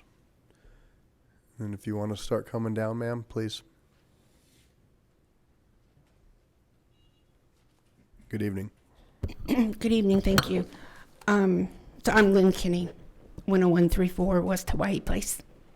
And I need to preface this that I am a member, one of the founding members of LCAR, which was the Lakewood Citizens Against Rats. So I'm a little bit confused because what I read is that a cure letter will go out when there's a known nuisance, and it allows 7 days for it to be addressed. And then if it's not addressed, then the city can step in, but it has to go to court, and that's going to take time. I don't understand all this timing, but then I heard the sergeant just say that if it's a matter of public health, that they can expedite it and abate it. And that's great, but that's not what it says in here. My other comment was how we discovered the rat infestation in our neighborhood was through an odor. And odor is a nuisance. I looked it up and it is a nuisance. So I'm wondering if maybe we can't put that in there also. Because like I said, that was the very first thing that brought it to the attention of the neighbors. And then the last thing, I think we're too lenient on the time frames, and I think that there needs to be more, depending on the situation, there needs to be a triage situation.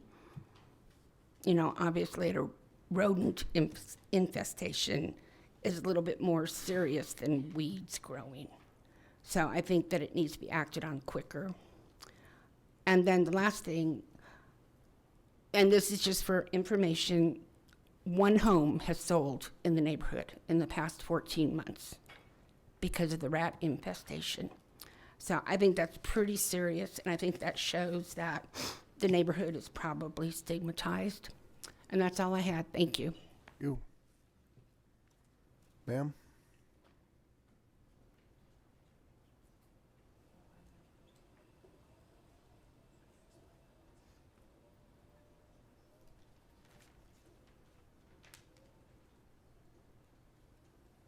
I kind of would like the police officer to add this one to his list. We live by a little swamp in our area, and we've had people come and throw vegetables into that swamp with slingshots and stuff like that. And I actually went out and said, "Do you realize what you're doing? You're bringing rats and other types of animals here." So they might want to put something in the language that if you're caught doing this also, that they're responsible. But the question that I have for the officer is, if they're going to be doing that legally because they're officers and they don't have the background to be plumbers or people that know whether a house is unlivable, even if it's you have a hoarder or somebody else like that, it's very important that the city in some way, people that have the background to say whether this housing is at risk or not, because they're police officers. They don't have that background, so it might cause the city to have lawsuits. And because I've been a homeowner, and so I know that if a police officer came and said something like that, what kind of position would that put them in? So that's all I wanted to say. Great, thank you. And I thank you for all your good work. Let's say anybody else, but everybody's gone, so clearly it's, nobody else wishes to speak. So it certainly looks like we have a lot of questions. I do want to thank this whole team in front of us. This has been a lot of work. There's a lot to it, right? When you first get something like this, you think, how do we just fix it, just take care of it? But then you have to unravel and unpack all the different things. So thank you to this whole team that spent so much time. Looks like 3 different departments, maybe 4, have been involved and gotten this done in what in governance is a pretty short time. One question that I have, Sergeant, is when you talk about the registration process, how do we notify? I mean, it's a big city, 80-some thousand residences, and then who knows how many businesses. How do we get the word out that if your building's going to be vacant, somehow you have to register with us? And also I would echo trying to keep either a small fee or minimal at least to start. But how do we do that? I think to answer that, first, we agree. None of us had said really we see any need for a fee here, and especially with economics what they are right now, we're not interested in imposing fees unnecessarily. I think that to answer your question, it would be a informational campaign to start. If you get it out to the realty associations, to the business associations, to the homeowners associations, get it online, and then also as we identify vacant properties, we would inform them that it exists now. So it could be a good, I think we've agreed it could be a soft rollout to start, because that's beneficial to everyone when you put something like this that has such wide-ranging implications for everyone. So, great. And then lastly, I would just mention to council, we have this body of work before us. I know there's some council members that want to see it expand, and maybe that's an opportunity as we can, move something forward tonight, and then throw something else on your radar and figure out how does that all mix into our work plan and the dashboard. So, Ms. Gutwein, you tried to coordinate some of this, so I'll go with you. Thank you. I just also want to second what Mayor Paul said about a huge thank you to all of the departments that put so much time on this and getting this together, and then also for spending so much time with me answering all of my questions. So thank you so much, and thank you to everybody who sent questions in early. I tried to send an email with responses to everybody so you'd have it ahead of time, and hopefully that will help some. And then there were a couple of additional things that came up that I was hoping to ask about tonight. So I think that the easiest way will be to just go through in order through the ordinance, if that is okay with everybody. All right, so the first question is in 9.80.020, if the definition in number 1 includes indoor. It says, so this is about the storage of junk and rubbish on any premise for 7 days or more, if that includes indoor, rubbish on the indoor.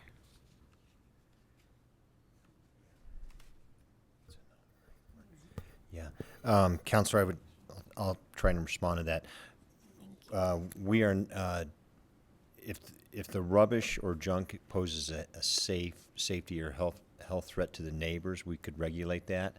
But otherwise, we are not regulating what occurs in people's homes generally. Mm-hmm. That's almost virtually impossible for us to do. Mm-hmm. So, for example, so in the later in the ordinance in 9.80.170 declared nuisances, it has a definition in D that says interior of the structure. It is unlawful and constitutes a nuisance for any person to allow junk or rubbish to accumulate inside the residence to the extent that it is a health and safety hazard. So does that, I know it's later in the ordinance, is it covered basically if it's, I understand if there's a small amount of rubbish, nobody's going to worry about that. But if it is reaching the point where it does reasonably cause a health and safety concern, is that already included?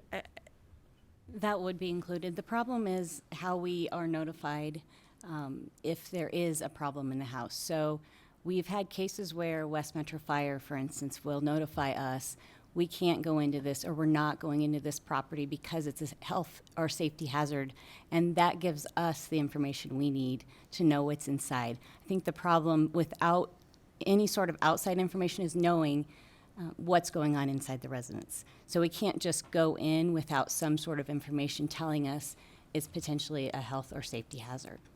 Okay. Thank you.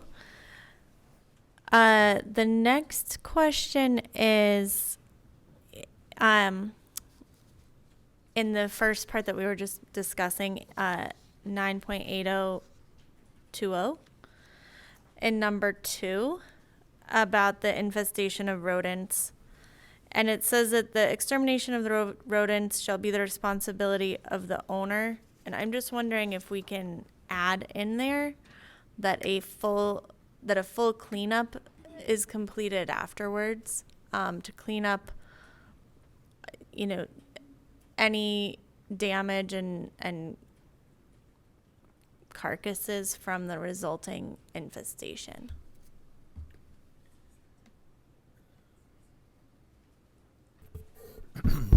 Yes, discussed this a little bit with Councilor Gutwein earlier today as to what's the reason for what's the cited violation reason and what needs to be done to resolve it. And we talked about the difference between a building code situation where it's declared unsafe and uninhabitable. What do you have to do to bring it back to a safe, habitable state? And it depends on what the cited safety violation is. In the case of code enforcement, we don't have that ability to declare it unsafe or uninhabitable, but you identify what the problem is, and to the extent that you're using these tools that allow you to demand or request abatement by the homeowner within a particular period of time, you would dictate what has to happen in that scenario. These are the steps you have to take to bring it back into compliance until it's completely remedied. And I think that if the infestation is the reason for the violation, it's reasonable to require all incidents of that infestation, not just that the animals are gone, but that the damage done would be part of the cleanup, I think. Great. So I would like to ask that we add that language in to cover what Tim Cox just mentioned as the First Amendment, and saying that we include a cleanup of damage resulting from an infestation. Mr. Mayor, may I ask a clarifying question on this? Sure. So I guess what we're concerned about is, I'll just spit it out, dead rats in the wall. We can't see them. We know they're there. We can smell them. How do we force the homeowner to go in and clean those out? The circumstances may be a little more challenging when you can't readily see the evidence, but you have a feeling it's there. You have to be able to do something to verify that it exists. In the experience we've had recently, there were some other complications that had to be dealt with, made that difficult, and continue to. But it's not unreasonable to require some investigation to be done to verify that a condition exists that you can't necessarily see. Just to comfort all of you, there are not questions on every single line in this document. So those are just the first couple of lines happen to still have some questions that we were working through right up until the end. So I just... So just for process sake, if I may, and so the folks who are out in the audience or watching, in the past when we've had these big kind of omnibus type things, council members have said, I'd like to step up and try to help coordinate questions and get the answers. So that's what we're building off of. And so these are things, and so we're not going to do amendments tonight, but we need to get consensus that these different things going down the line are amenable to add. And so this is that first one that you're asking for consensus. Is that to be clear? And if you could just please repeat that so staff is clear. Yes, absolutely. And I do, I also handed out a thank you. So I gave all of you a little handout that says proposed amendments. And I put one or two maybe down there with Mr. Cox. And so what we're, and again, to preface a little bit, or to rewind a little bit, the other two amendments that were suggested from council that I received were already covered in the presentation. And one was that to add language that abandoned homes must be well kept. And that was already discussed in the presentation and is underway. The other was for rodent harborage, that basically adding language about not feeding rodents, which was also covered in the presentation, and they're working on language already. So those were the only other amendments that I received from council. There were some other questions, but everybody already had those. And then there are just a couple of amendments additional to what I sent out earlier, and that didn't make it into the presentation because we just worked through these. Okay, so that was number 2. So on the handout, that's 9.80.020, just getting a full cleanup of the rodent infestation. And if we get council consensus on that, then hopefully we can move that forward. The next, I have one other question that has just come up, which is, what is the the standard for showing cause and initiating the abatement process. So, for example, we looked at the 123 Catastrophe Street, I think. So, you know, what's the threshold, and like how are you going to determine whether or not you're going to go in and abate and follow that 7-day timeline? And I don't know who to direct that to. Yeah. What I'll say to that, so each case is going to be unique. The hardest part, and I think we got this earlier, is when is it hidden behind the confines of a private home, and how do you get to the information you need, especially when you don't have someone who has that information from the inside. So what I'll tell you is we will when it's inside, we'll make every attempt to contact people, learn more, talk to them. And just like any other case, we need to build a case to do it. It will help if we have things outside that are indicators. And in the past, some of these problem addresses have not had outside indicators beyond what's been discussed earlier, and that's made it supremely difficult. But if we have that harborage outside, that's going to be a key indicator to help us know what might be going on inside. And again, that comes back to overall a public policy discussion on when do we want to start looking inside. But again, we will always follow due process on the Fourth Amendment when we're looking at these, and oftentimes err on the side of public privacy, but with an eye towards public safety. And I know that's not a great specific answer, but that's kind of where we're at. I can interject also. I think it would be worth explaining the different ways that we can abate a property, just so we're all clear. We have 3 different ways under our ordinance, and this is already in the ordinance, so we're not adding anything to it. But there's 3 different ways that we could abate. The first would be initiate legal action in Lakewood Municipal Court, and this is under 9.80.030. In that case, what we would do is code enforcement would write a warrant, and that warrant would explain why we need to abate the property. And the judge would issue the warrant. We would not provide the homeowner with any notice. We would just take the contractors or whoever was determined to clean the property up. We'd take them out with the warrant, and we'd immediately serve the warrant, clean up the property. So that's one way we could abate a property. The second way is to provide the homeowner with a notice. So we would post the property, provide the homeowner with a notice saying, here's your violations. You have 7 days to clean up the violations. If the homeowner does not clean up in those 7 days or appeal the notice, they'd have the opportunity in those 7 days to file an appeal in Lakewood Municipal Court. So if they don't clean up in 7 days or appeal, then at the end of the 7-day period, the city could go in and abate. And then the third way is we have what's called an order to show cause. And I've been here for 17 years, and I don't know of any situation where we've used this, but it's a process that would go through Lakewood Municipal Court, and if the court agreed that the property needed to be abated, then the owner would have 30 days to do so. So there's a few different ways to abate. The last option is summary abatement, and that would be an emergency situation where there's an imminent danger to the public health. Then the city manager or the chief of police could direct us to abate the property. Again, that would be done with no notice. It's just we have to get in there right now and clean this up because it's a safety hazard. Mm-hmm. Thank you. Thank you.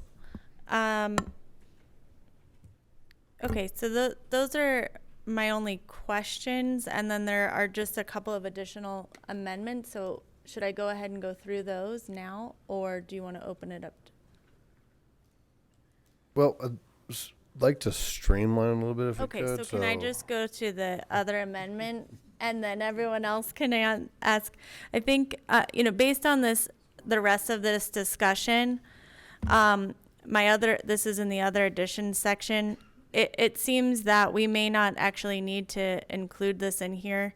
My concern is that you have a nuisance, whether it's drugs or rodents or rubbish, and it becomes inhabitable.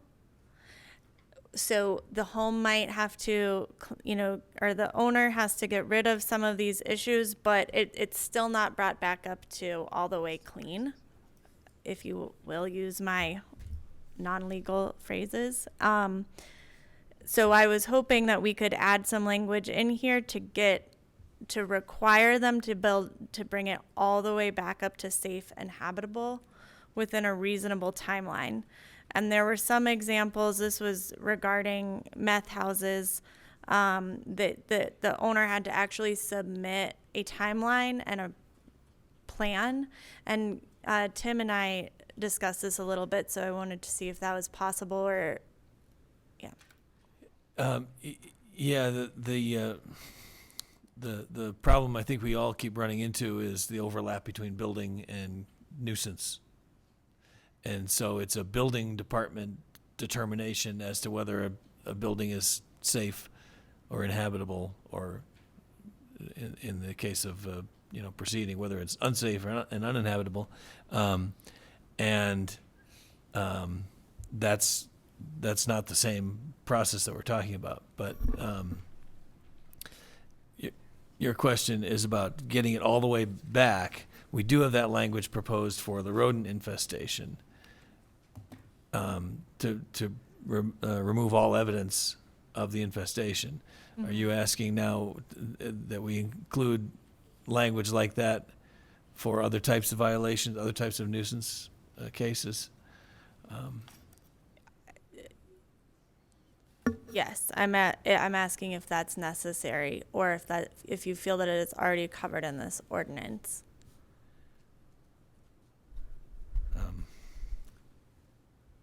This is, it's actually the existing building code that was adopted by the council last year. The section we're talking about is where the unsafe buildings and equipment.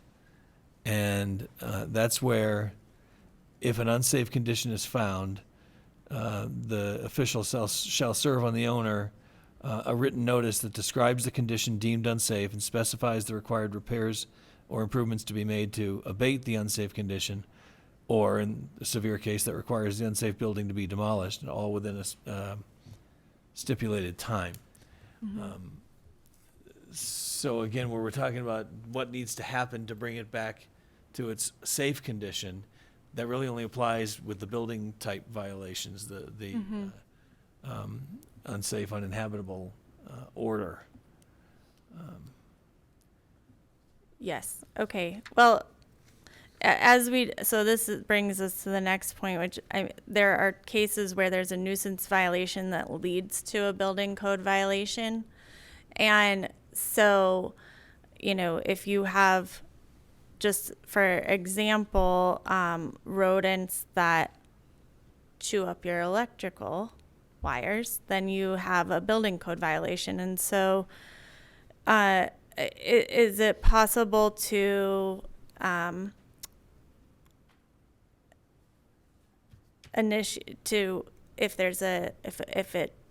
process is initiated because of a nuisance violation, can it also begin a building code violation process?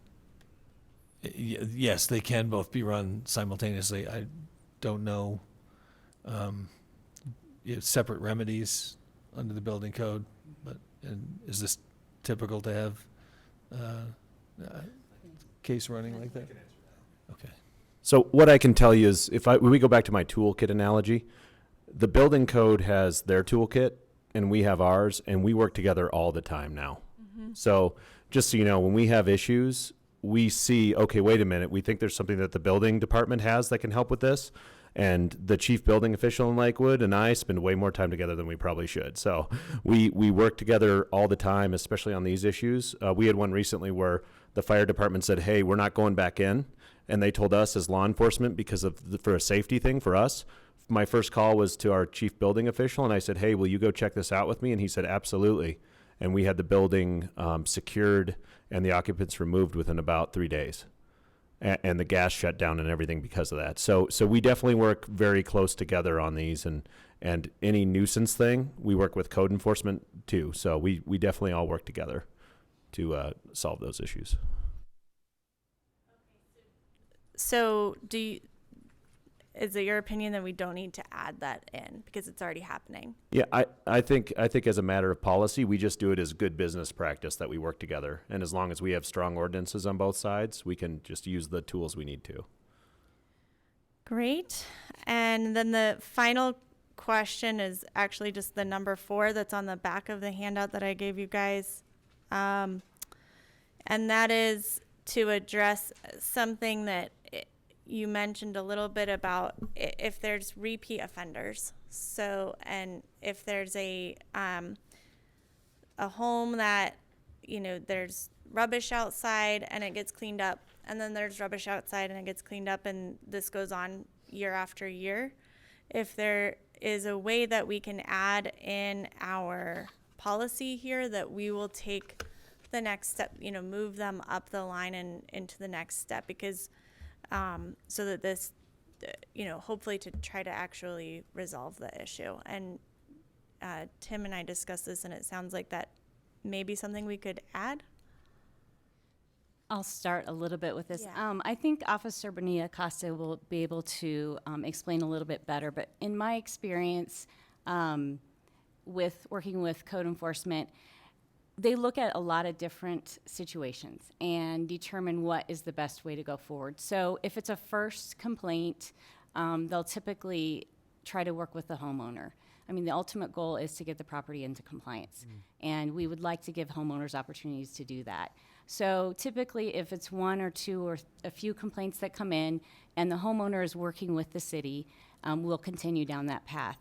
But it does get to a point where either based on the egregiousness of the situation or based on the history with code enforcement, that they begin to look to other remedies. So instead, when maybe a property has been cleaned up and then goes into violation again, instead of trying to work with that homeowner, code enforcement will sometimes go right to abatement or go right to summons, or a combination of both. So I think that they do a great job of looking at individual situations and trying to decide, there's a lot of things. There's times we see properties that aren't in compliance, but it's due to an elderly person who is in the hospital or doesn't have the means to clean up. So we may give them a little bit more time than we would someone else. Just depends on the situation. So I think by writing in and binding us to a certain procedure, it could negatively impact some of the cases. I think Juan can go ahead and explain a little bit more if I didn't cover everything. I think you covered it perfectly.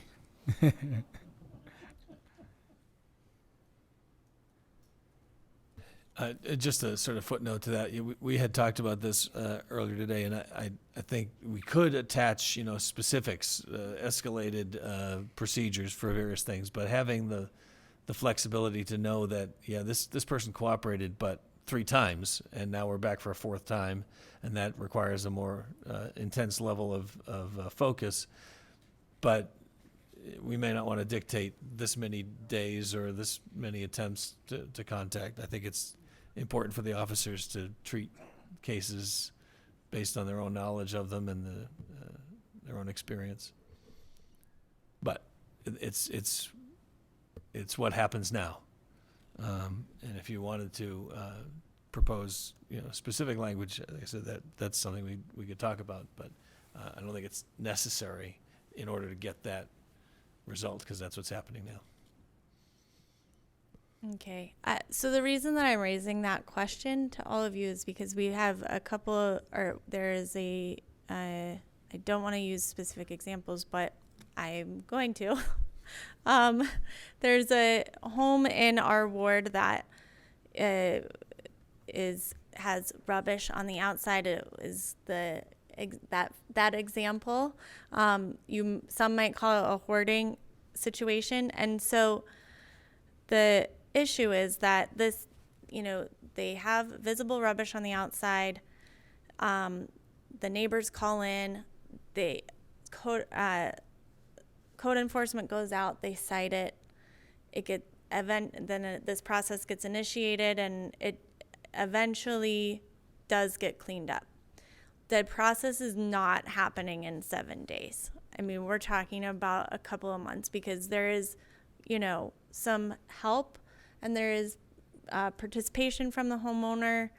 And so, you know, they're given that additional time, which I definitely understand and appreciate. And then, but then it gets cleaned up after months, and then it gets worse again.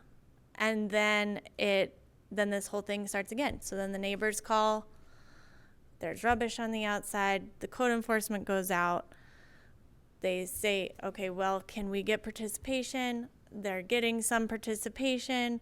So then a couple months go by, it gets cleaned up, and then this starts again. And then this one, in this particular case, this has been going on for 8 to 20 years, depending on who you're talking to. And so for me, if we are dealing with the same thing over and over multiple times a year for 20 years, I feel like this isn't quite working. And so that's why I'm asking if we can increase that. And so I understand there is discretion, and in most cases that makes sense, and there should be, and there's always going to be special cases, but in extreme cases it seems like there needs to be an additional step here. So if I might ask though, isn't it covered with if there's 3 violations in a year, then isn't that? Well, I'll let you guys answer that, but I don't. I mean, if there's Yeah, 3 so violations in a year, I mean, isn't that part of this new ordinance? Yeah, so there is that piece in there. I was going to say one escalating piece we do have is if you're charged 3 or more times in a specific period, you can then be cited as a nuisance property as well, which can give us more tools. So that's one aspect. And I think you've kind of covered one of the hardest things to work with, and we're still trying to find solutions to this because it's something that has many facets to it. So, but that's one thing we try to come up with is that 3 charges in a certain period. Now it's classified as a nuisance. You're being charged for a nuisance violation as well. And that increases the penalty, right? Because now you have the zoning charges plus the nuisance charge. I thought that I must have misunderstood this. I thought we already had that for rubbish charges.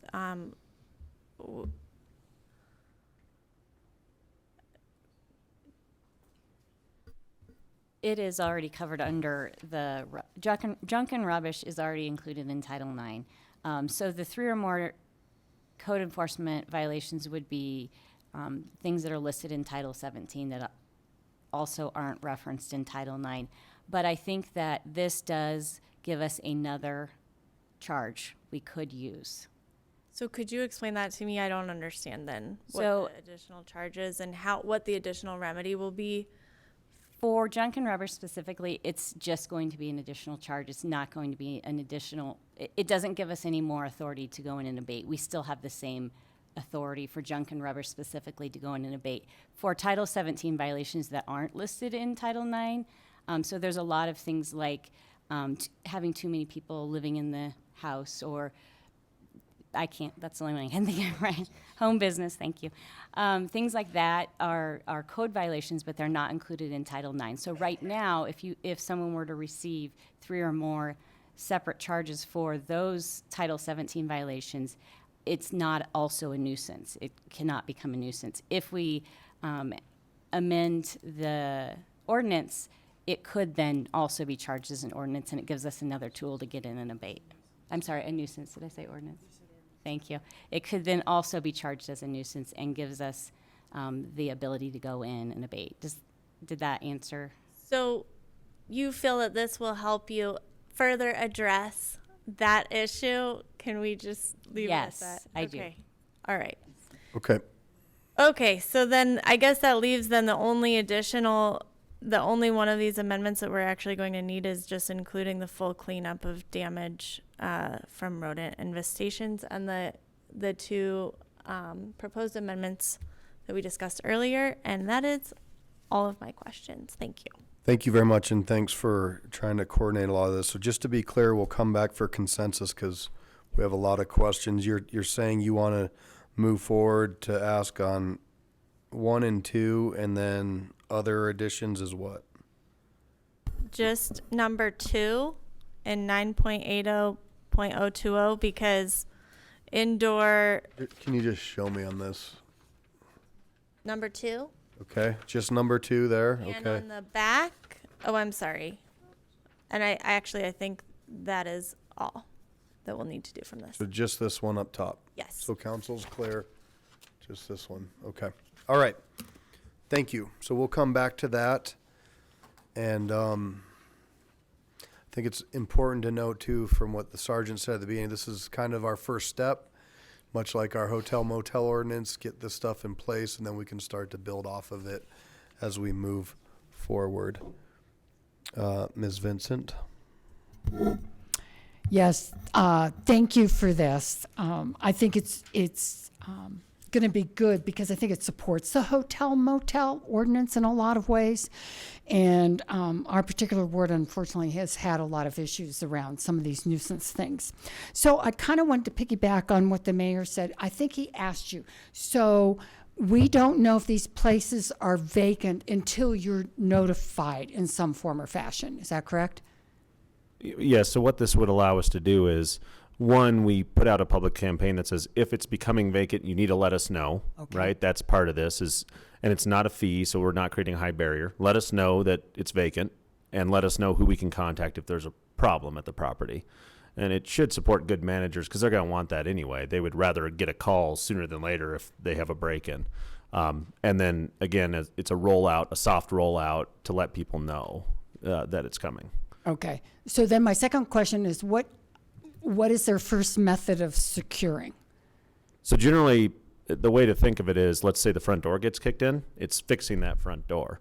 But if some of these properties become so derelict where all the windows get broken out, does it look like a board up? Everything's escalating, right? So we would love if we just said, change the locks, throw an extra padlock on the front door, and check it frequently. But then if it becomes ongoing, we may have in certain cases more of like a board up situation.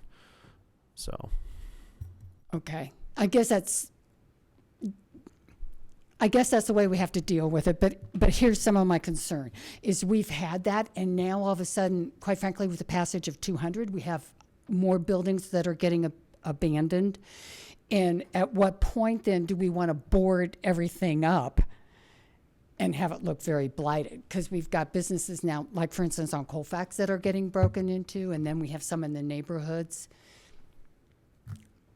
Is that a separate issue, or?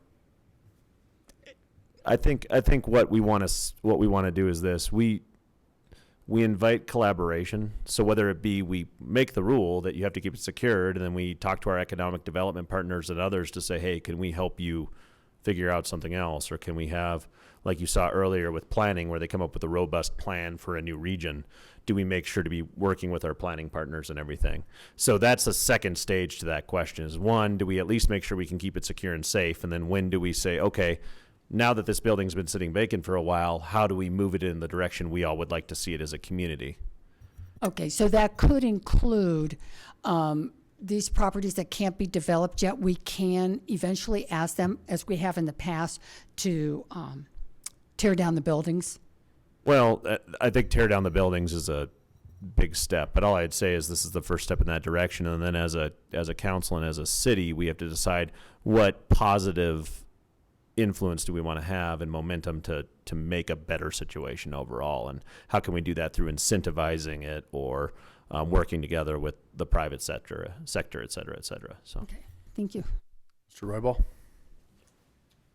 Thank you, Mayor. I want to get back to rodents. Okay, we're talking rodents here. You know, rodents can be well defined as, everything from the little critters to the big ones. And I wanted to get some clarification from you too. We do have a situation in our ward where you have an animal lover that loves like cats, and they have fed cats. There's 20 or 30 cats. They run wild. You have no way of controlling them, and then they just repopulate and they get bigger. We've went through code enforcement before, and there is no mechanism to really deal with that particular issue. There is with dogs. We can deal with that, but I'd like to put in the system to include also cats, if possible. And then that's the first question, but go ahead. Yes, sir. It's a domestic animal, so I think we would probably have to do something through our animal control ordinances and not a nuisance ordinance. But wouldn't that be if they keep repopulating in an abandoned house, or if it's if you have property that has a lot of trash in it, and it also has animals being fed on the property? Wouldn't that be also I know you label it as a domestic animal, but it can also be a wild animal because it's not, domesticated. Sure, I understand that. I get, we could probably look at that under animal control. Here's what concerns me is trying to legislate every specific event that people think about that says this is a nuisance. And I don't mean this lightly. What's next? Is it what's the next nuisance when and how do we cannot legislate for specific properties or specific situations that we don't know what we're going to encounter. As Sergeant Alish said, I've been doing this for 35 years and I've never seen a house rat infested, and I'm sure that doesn't mean it hasn't happened. But if you would have asked me 3 years ago to come up with legislation to specifically legislate a certain rodent infestation, it would have been new to me. So I'm not saying we can't do that. It's probably better under animal control. And then also what you're talking about rubbish and some other outlying things that may fall under this nuisance ordinance. I'm just trying to, that is part of the some of the challenges that we do have. For example, another comment that I would like to ask, and obviously if people are living there and it's an abandoned house, obviously you have human waste. And I wanted to see if we can also maybe speak to that. Yes, sir. The property that's abandoned and it's the electricity's not working appropriately, or the waste, there's human waste. That's a building code issue. Generally, they have much stronger tools to address that than we would through a nuisance ordinance. Okay. So we do have the tools already in place in our building code to address that type of property. And then one last thing, we had a situation in the neighborhood where you had a family that, let's just say it was a drug house, and Excel decided that they didn't pay their bills, so they turned off the power and the gas, but then they turned around and hardwired a generator to run the house. One of the things that I'd like to see in this is obviously, that's a main concern, because a lot of the neighbors were complaining that this thing was running 24/7 and it wouldn't give them a peace of mind. So is there any way we can work something with? That should be covered in the building code as well. Okay. And I'm sorry, I'm not as familiar with the building code as I understand. As our building inspectors. I'm not familiar with it at all, but I know the health and safety, things like that are, and we've encountered those houses before. We've encountered one, and one of the reasons we're looking at this restraining order is because of a property like that where it's been uninhabitable and they keep coming back to the property. So, but the building code has a lot of those types of ordinances in it. Great. And then one last question. I got one more question, and I'll pass it on. When we decide to secure a property for health and welfare, do we have a company that can come on site and take care of it, or do we need to get a contractor to be able to do that? Through some recent experiences, we've actually developed that already. So we did a bidding process, and there's a group of board up companies that we use, including the building inspector. And last time we used it, we had a 45-minute response time, and they were on site, and we secured the building and moved on. So we've developed that out of necessity, and it exists. So Okay, thank you. That's all I have for now. Ms. Johnson? Thank you. The Rat House was very unique, and I don't know that we'll I hope we don't ever see that again. Of course, that's what brought us all here to tonight, and I really appreciate the work and time that's gone into this. I just need to play the devil's advocate, okay? I am struggling with the power of government versus honest legislation versus property rights. When I hear some of all of these different tools that you're needing, it just kind of makes me wonder where the line is for some of this. You mentioned that there are already in the ordinance 4 ways to abate property, and that was already in the ordinance before tonight, right? The last one that you mentioned is that you can go in immediately, and I am wondering, was that ever considered for the Rat House? For that situation, we did not feel that we had enough evidence to go in. So taking an example of getting a warrant, we would have to show probable cause that something existed in the residence that caused this public health or safety concern. We didn't feel we had enough until it got to a certain point where we saw some violations.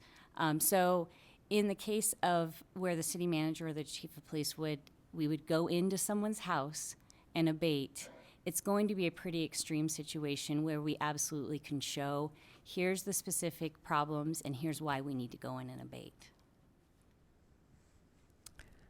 I appreciate that.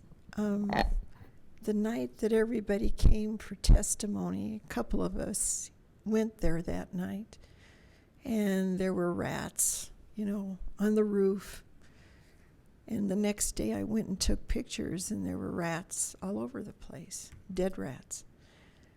So I guess I'm struggling with, what do you need for probable cause to go in when the whole neighborhood's got an odor?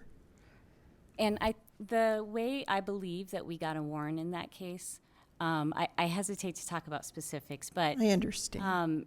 In that case, it was the odor combined with once we saw those rats, as soon as I think it was Gail Spencer, saw the rats, that coupled with the odor was what got us the probable cause to go in.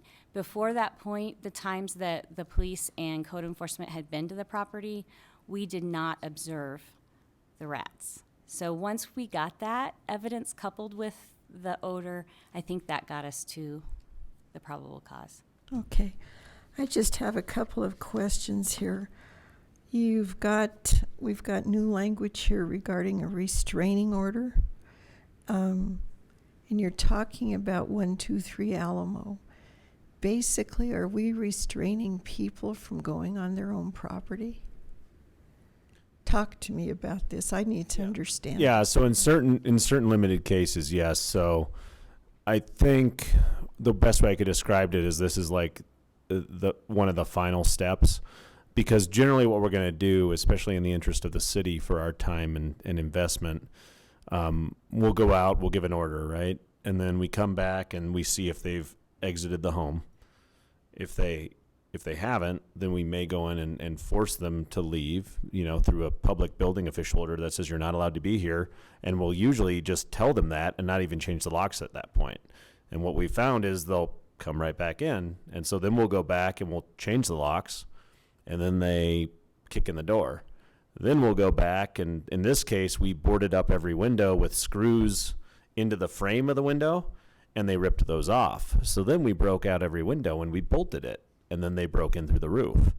So we're talking in these limited cases where you have the people who just aren't willing to accept it. And the one problem to keep in mind is when we don't have something like a restraining order violation, judges look very poorly upon someone being arrested and jailed on a violation of a building code ordinance, that they see that as an overreach. So what we're trying to do is identify ways that we can say, no, this is a extreme case.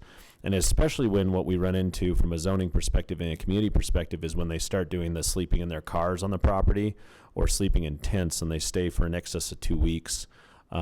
Like you said, hardwiring power or running it from other options. We've actually had to remove utilities from the power pole because they've tried to hotwire from the side. So this is one of those where it would be extreme cases again, and I think that it would be used for those instances.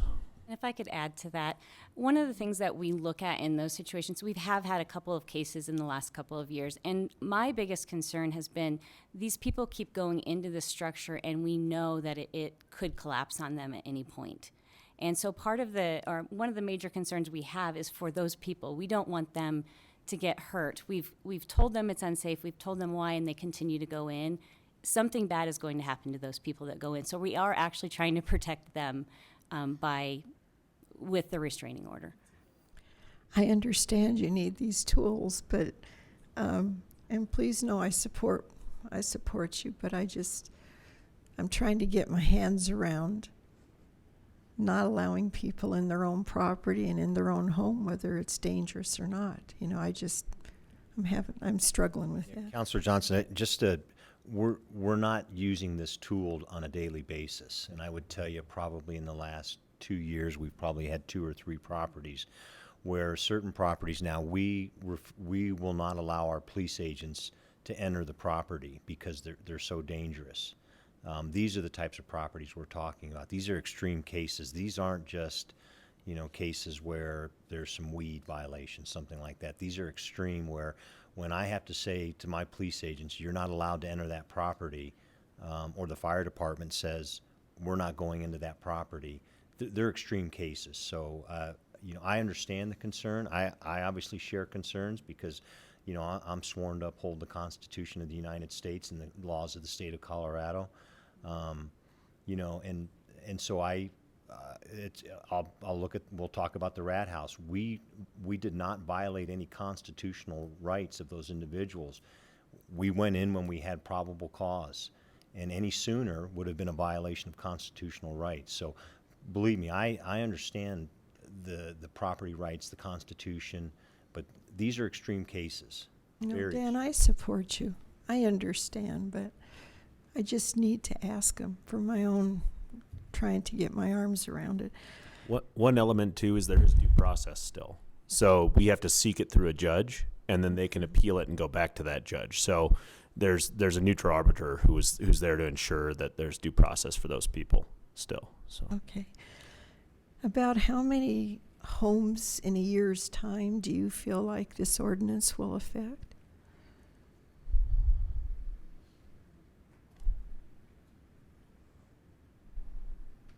I wouldn't guess on a number. I would love it to see no more than 5 properties in the whole city in a year. Yeah. But guessing a number, I don't think we could do that. Thank you. I know that it's used very sparingly, but I'm still just kind of curious what you're dealing with. Councilor Johnson, just by way of example, we don't have the statistics on this, but I was just checking with Jenna. She told you earlier 17 years in prosecution. And neither one of us can remember a time when summary abatement was used. That's when there's a health safety emergency and you have to go in without even giving notice to the owner because it's that dangerous to the area around it. I don't think we've had any of those in the last 17 years or so. So it really, and the temporary restraining order case, again, that's based on one recent case primarily that we could have used a tool like that, maybe 2, where we could have used a tool like that because it's the last resort. You can't get them to cooperate in any other way. So you want to have tools available that you can use when you absolutely need them, even if you don't use them routinely.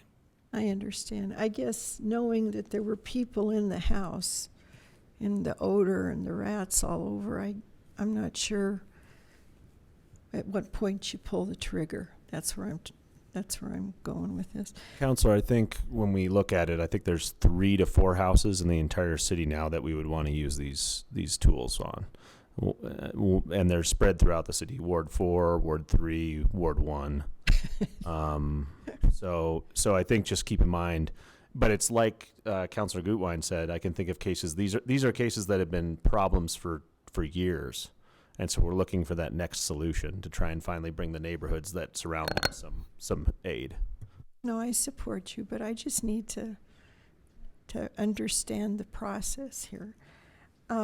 Also, there's a portion in there where you're talking about prostitution, child prostitution, pimping of children. Does the Colorado Revised Statutes not apply to a home residence? Because trying to find it here. No, so all those statutes apply, but the question is, do we also want to identify ways to hold the property owner accountable if they're complicit in it or they have knowledge that it's occurred? So again, especially for residences, taking away the child prostitution piece for a minute, but let's say that a single family home somewhere on the west side of town, they've started engaging in trafficking, of women or escort call services. This would allow us to hold the property owner accountable for allowing that to occur on their property as well, and not just the individual people engaging in that activity. Okay, because I'd like to think that you're able to address that you have been able to. Absolutely. I think the key is we're looking at those specific areas that we found would be helpful, especially theft, for example, would be a very good one for that. Okay, and you said that the changes in this ordinance are based on ordinances in other cities as well, so that other cities are dealing with the same thing and have used this kind of thing successfully, I guess is what I'm getting to. Yeah, we were actually pretty conservative on that front. There's some cities who have a much wider range of crimes, but we said let's go for the ones that we experience that we can start with now, so it's not an overreach. Okay, and you're talking about a home that's empty for a month that you need to then register it, right? Yes, so the exact timeline would be decided by the group to be included in the definitions. Some do 30 days, some do 90 days. That would be up to us as well. Okay, I have rental property that was vacant for 3 months while I was doing some major repairs. Yes. And upgrading and fixing it up. Would I have had to have applied for this? Yeah, and it's not like a license or anything, but you would simply call us and say, my property's vacant. I anticipate it being rented out again in 3 months. Here's my contact information, and here's someone with a key if you have any problems at 2 a.m. and you need to, secure it back up for me. So it's really, like I said, it's trying to be an assistant as well. But yes, there would be an element of that. Okay. But again, I don't see it as a punitive thing. Right now, we're not trying to say, oh, you haven't gotten your registration done yet. That's not what we're really here for in that case. It's going to take a lot of education, actually. And my husband shoots me for this, but I put out some dried pieces of bread for the squirrels. Am I going to get in trouble with feeding rodents? I mean, thank you.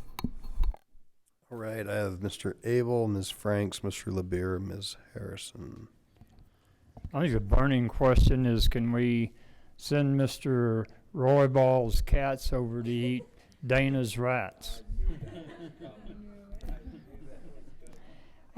Ms. Kinney asked if we can add odor to those, to the nuisance equation.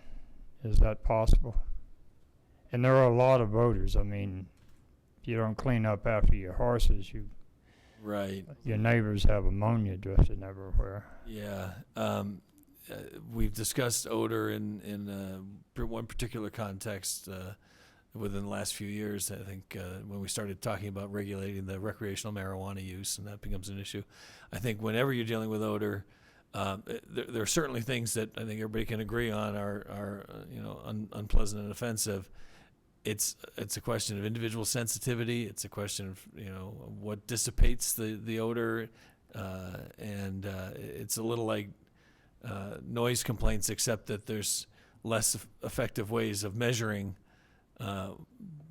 objectively measuring the odor. I think it's probably regulated in some jurisdictions. We weren't specifically looking at that this time around, but I'm sure there are examples out there. I believe Denver police have odor meters or whatever it is, revenue agents that check for the marijuana smell.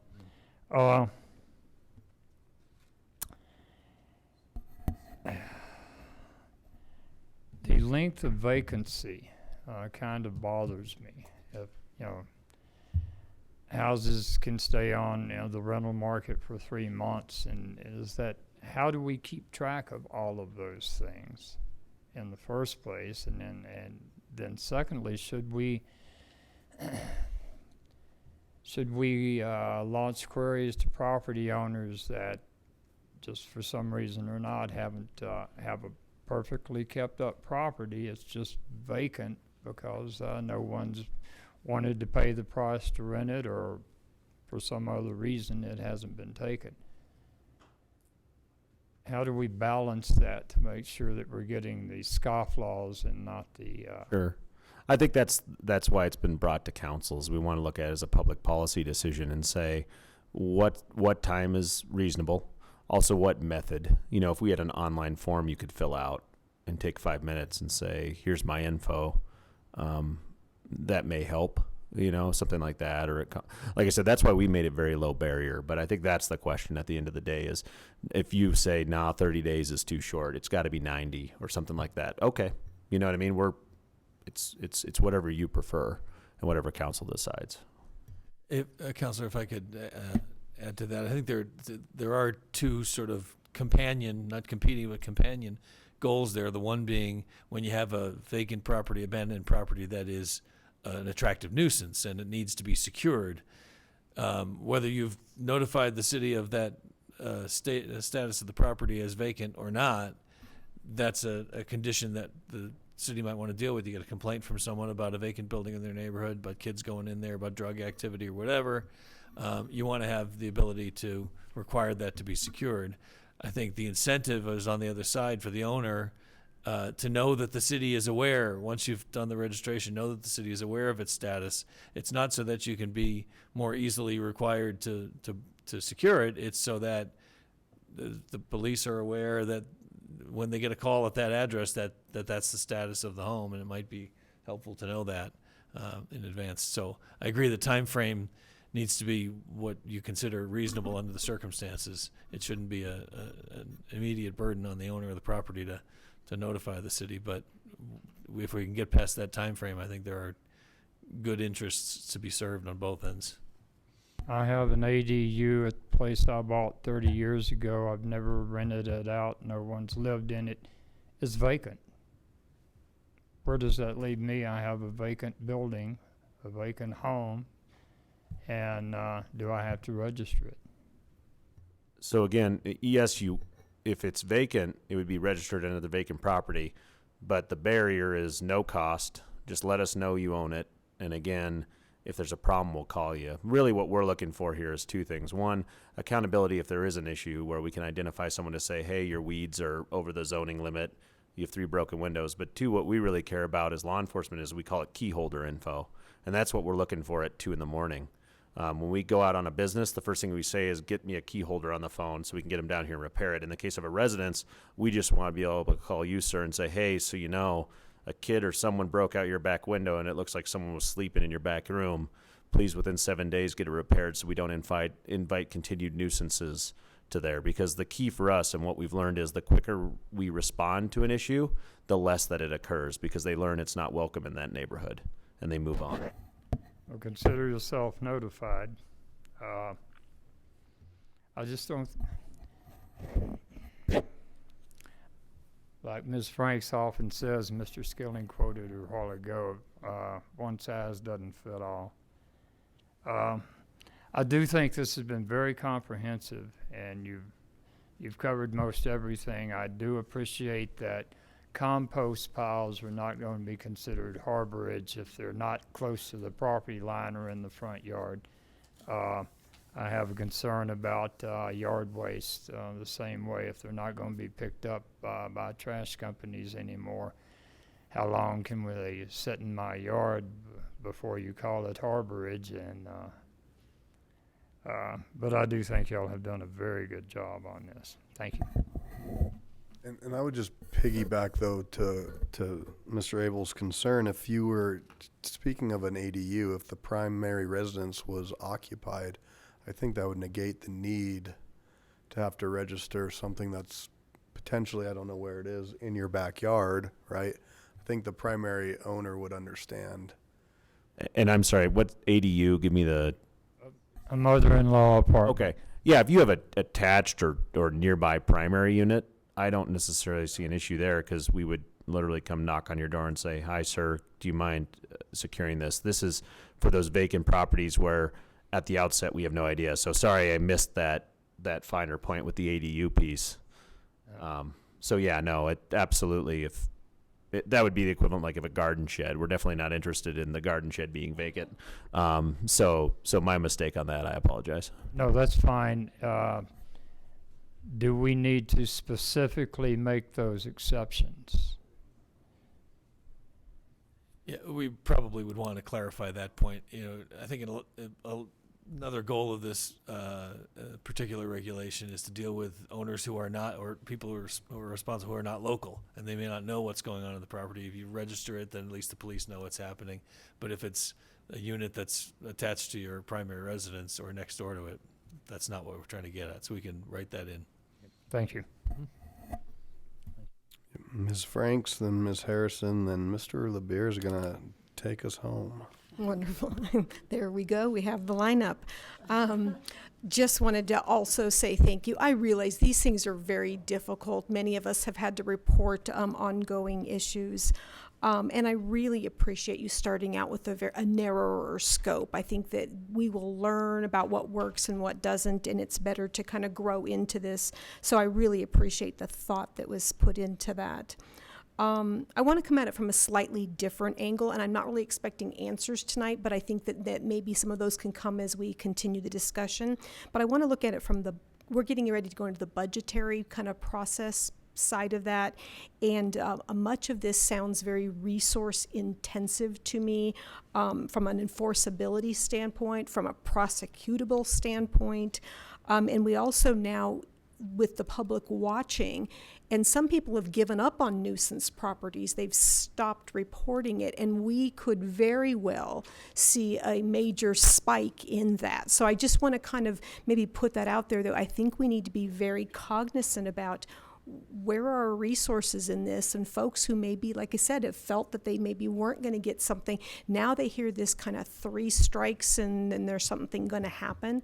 They're then going to expect something to happen. And I can imagine neighbors banding together who've struggled with a property for a while, you know, understanding how the process works and wanting some relief. So I think maybe just be thinking about, where do we think our resources are? You know, how are we going to prioritize and make sure the public is aware of that prioritization structure? Because some things, you know, health and safety, but there's other things where maybe they still have a safety aspect, but it's diminished compared to something else. And so we're going to need to be able to communicate very clearly to the public who maybe has these complaints, that there isn't unlimited resources, and that we're prioritizing, and how they're eventually going to raise up in the queue. Otherwise, I think we could do some damage from a standpoint of folks wanting to get that relief. So really, I'm not really asking for any answers tonight, but certainly if you could come back kind of prepared to talk through what the needs might be, what those costs look like, and then maybe a prioritization structure so we can, as counselors, educate our public through our meetings. So it's really more of a statement. Sorry, no questions in there. Thanks. Ms. Harrison? Thank you. Excellent work on this. I know it's been a long time coming and took a lot of brain power, so thank you very much for all the time you spent. A suggestion from an insurance agent: vacant property registration ordinance probably needs to be at least 60 days. Most homeowners' policies say that once your property is 30 days or more, your coverage cancels. So I think to not trigger unexpected consequences, I think it needs to be at least 60 days or longer would be what I would suggest. And the other thing that I think a lot of us even though these situations from our constituents are very, very difficult, part of what I have to say hats off to you is that you're dealing with mental health issues in addition to all these other things. And even though we would dearly love to be able to give you the tools that you need, we know it's very difficult. And we just want to tell you, thank you for all you do. Thank you. All right, Mr. LeBaire. All right, pressure's on. Yeah.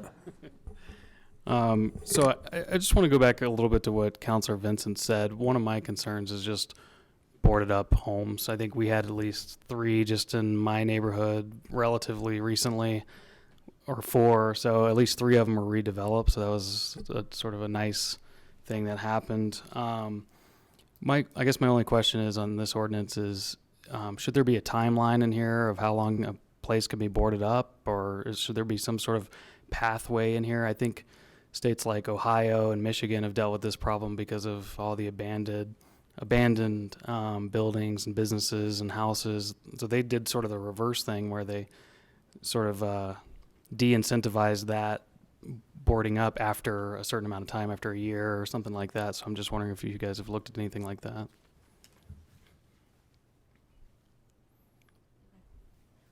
Are you talking about under the vacant property registration? So I looked at several examples, and they range from what we are proposing and just the register, give us contact information, to specifics. So you have to have the maintenance has to be in place and all of that. They also talk about timelines in some of the property registration ordinances. So I think it would be what council directed us to include. I think the more restrictions we put in place or requirements we put in place, then we may have to start talking about a fee because it will take more staff time. So it really would come from direction that you give us. So maybe that's we test out how this goes, and then if there's problems down the road, we can relook at it. Okay. All right. That's the only question I had on this particular ordinance and that we're talking about today. But I did have just some sort of thing I was looking to get some sort of council consensus on for commercial property maintenance codes. Do we want to do that now, or? Yeah. So let's wrap up this part, right? And so really the only consensus piece that we need, other than some of the clarification that was asked, is that number 2, add all evidence of the rodent infestation, including a full cleanup of damage resulting and all carcasses removed. Do I have consensus on that? So that looks like we have consensus there. Is there anything else, any other outliers that we missed? Okay. So I think as far as what you've brought forth tonight, that is the only addition other than some clarifying questions. Is that clear enough for you, or do you have any questions for us?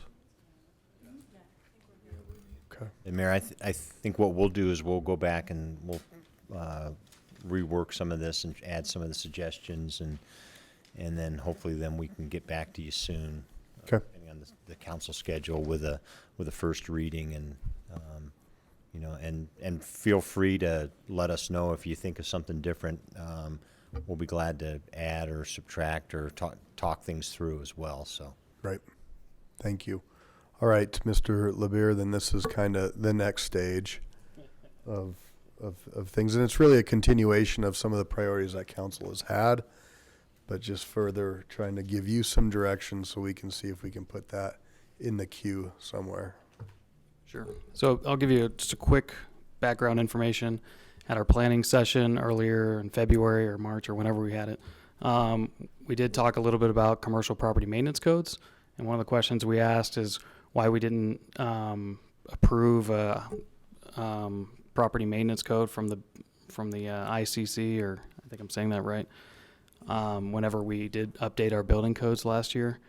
And in our planning discussion, we decided to have our development dialogue committee talk a little bit about property maintenance codes. And after we consulted with our public works director, et cetera, we sort of came down to we didn't really need the whole 60 pages of regulations of property maintenance codes. We were really trying to address, I think a lot of it from the discussion I heard at our committee, is that a lot of what we were trying to address were sort of blighted areas in commercial areas of the city. So commercial corridors, think Colfax or Sheridan, or, you know, there's probably others. But so in that discussion, we really kind of honed in on a few things that were within the property maintenance code. So we were sort of looking at like facades, exterior walls, sidewalks, parking lots, that sort of thing. Fences maybe that are knocked down and laying on the ground.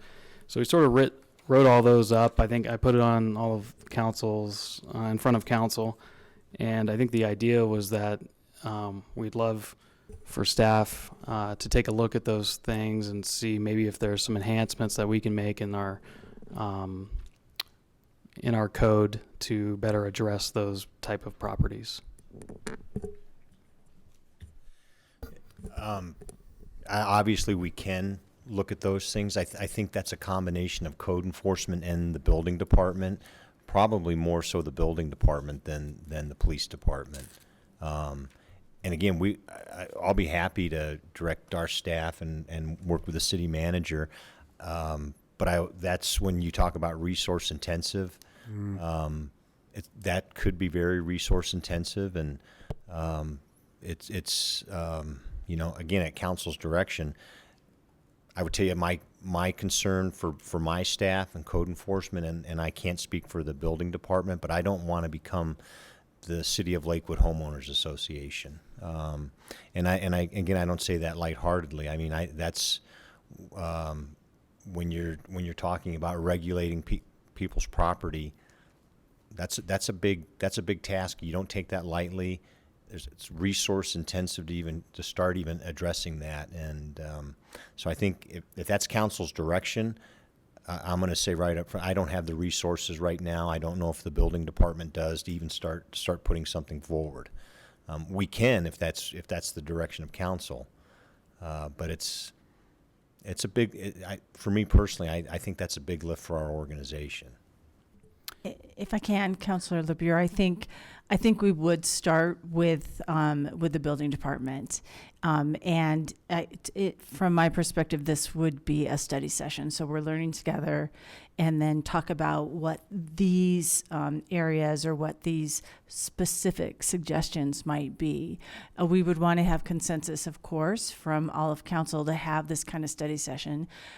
We wouldn't be able to schedule this until after the budget. We've got a pretty full docket from now until at least the budget is adopted, and we've got other priorities in the meantime. So if we get consensus that you want us to do this, we would start with the building department and then have code as kind of a secondary.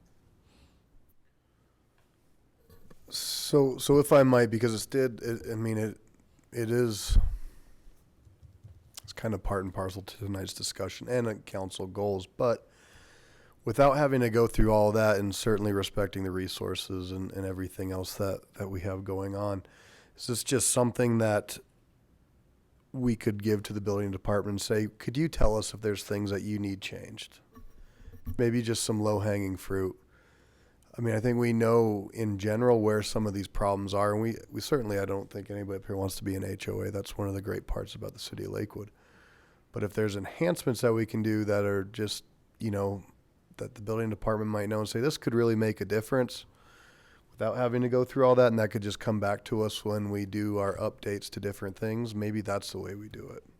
If that's what you'd like, we'd start with a conversation with our Public Works Department, with our director, and see how he wanted to carry this forward.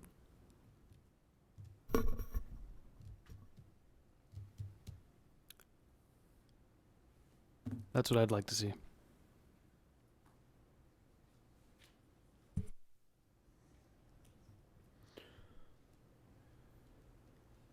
So that oh, okay. So there's that consensus to do that.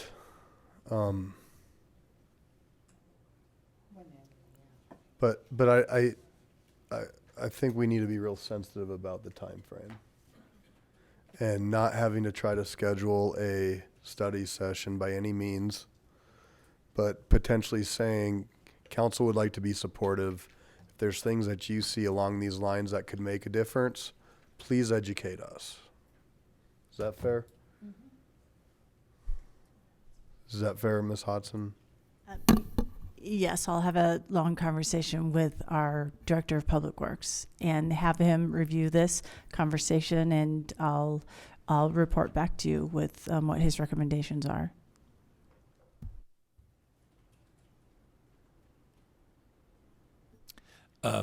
Just to follow up on that, because I want to be clear that these are labeled as enhancements.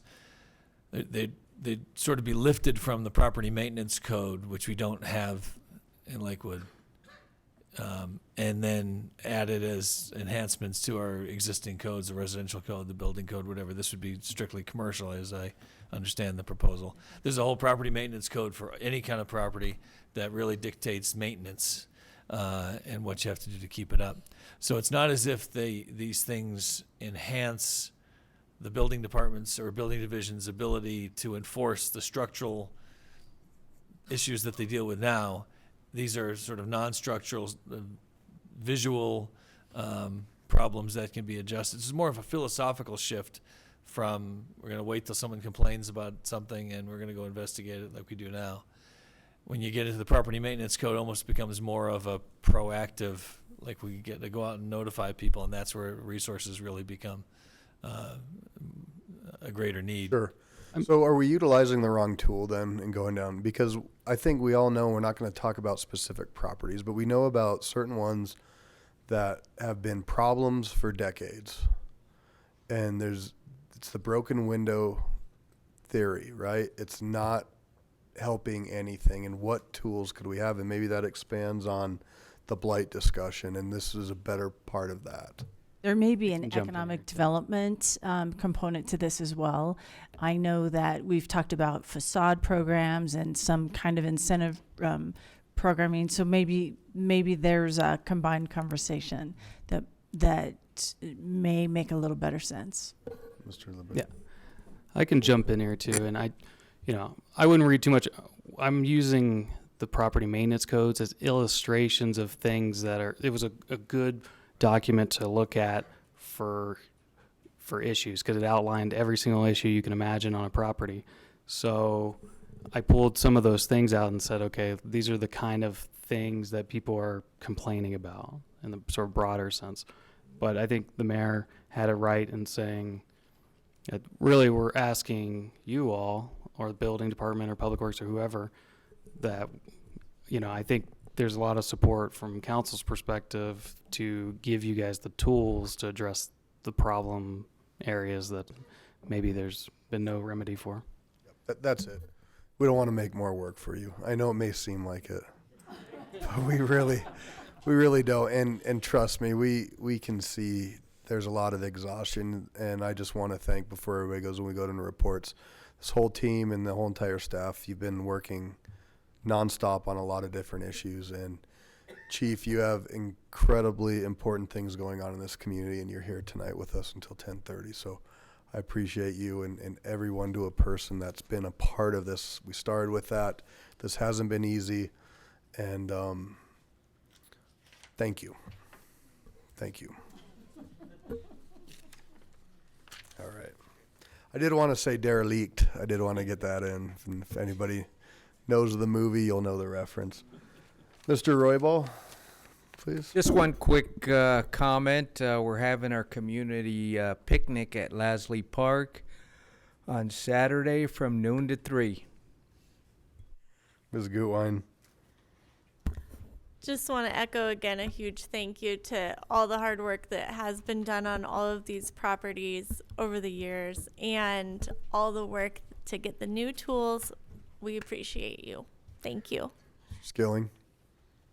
Mr. LeBear.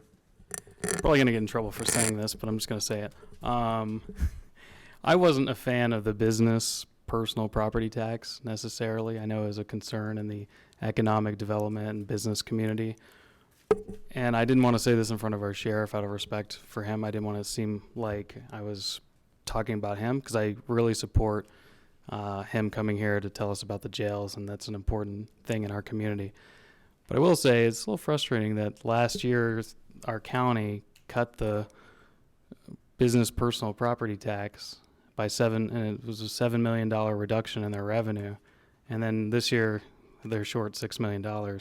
So I'm just throwing that out there. And now we're talking about just adding on to our home property tax to sort of backfill that. Not the way I would have went. And I just want to make that comment. But anyway, thanks. Mr. Abel? I would like to note that having these nuisance properties, drugs and stolen property and stolen cars and violence, that is one of the major complaints that we all hear. And it is so frustrating for neighbors to see this go on day in, day out with no relief. And I think you have really advanced the community cause by doing this. Thank you. Ms. Harrison? Ditto. Ms. Franks? Ms. Johnson? I do support you. No. Mr. Beta? Thank you, Mayor. I do have a comment I want to make tonight.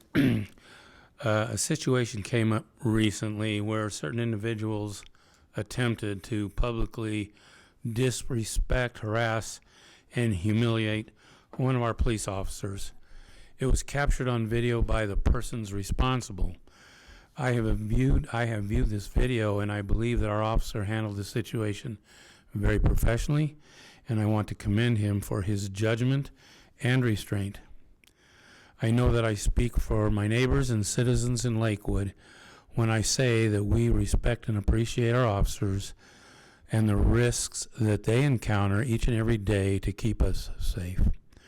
I want our officers to know that we stand not behind them, but beside them and with them in these types of encounters.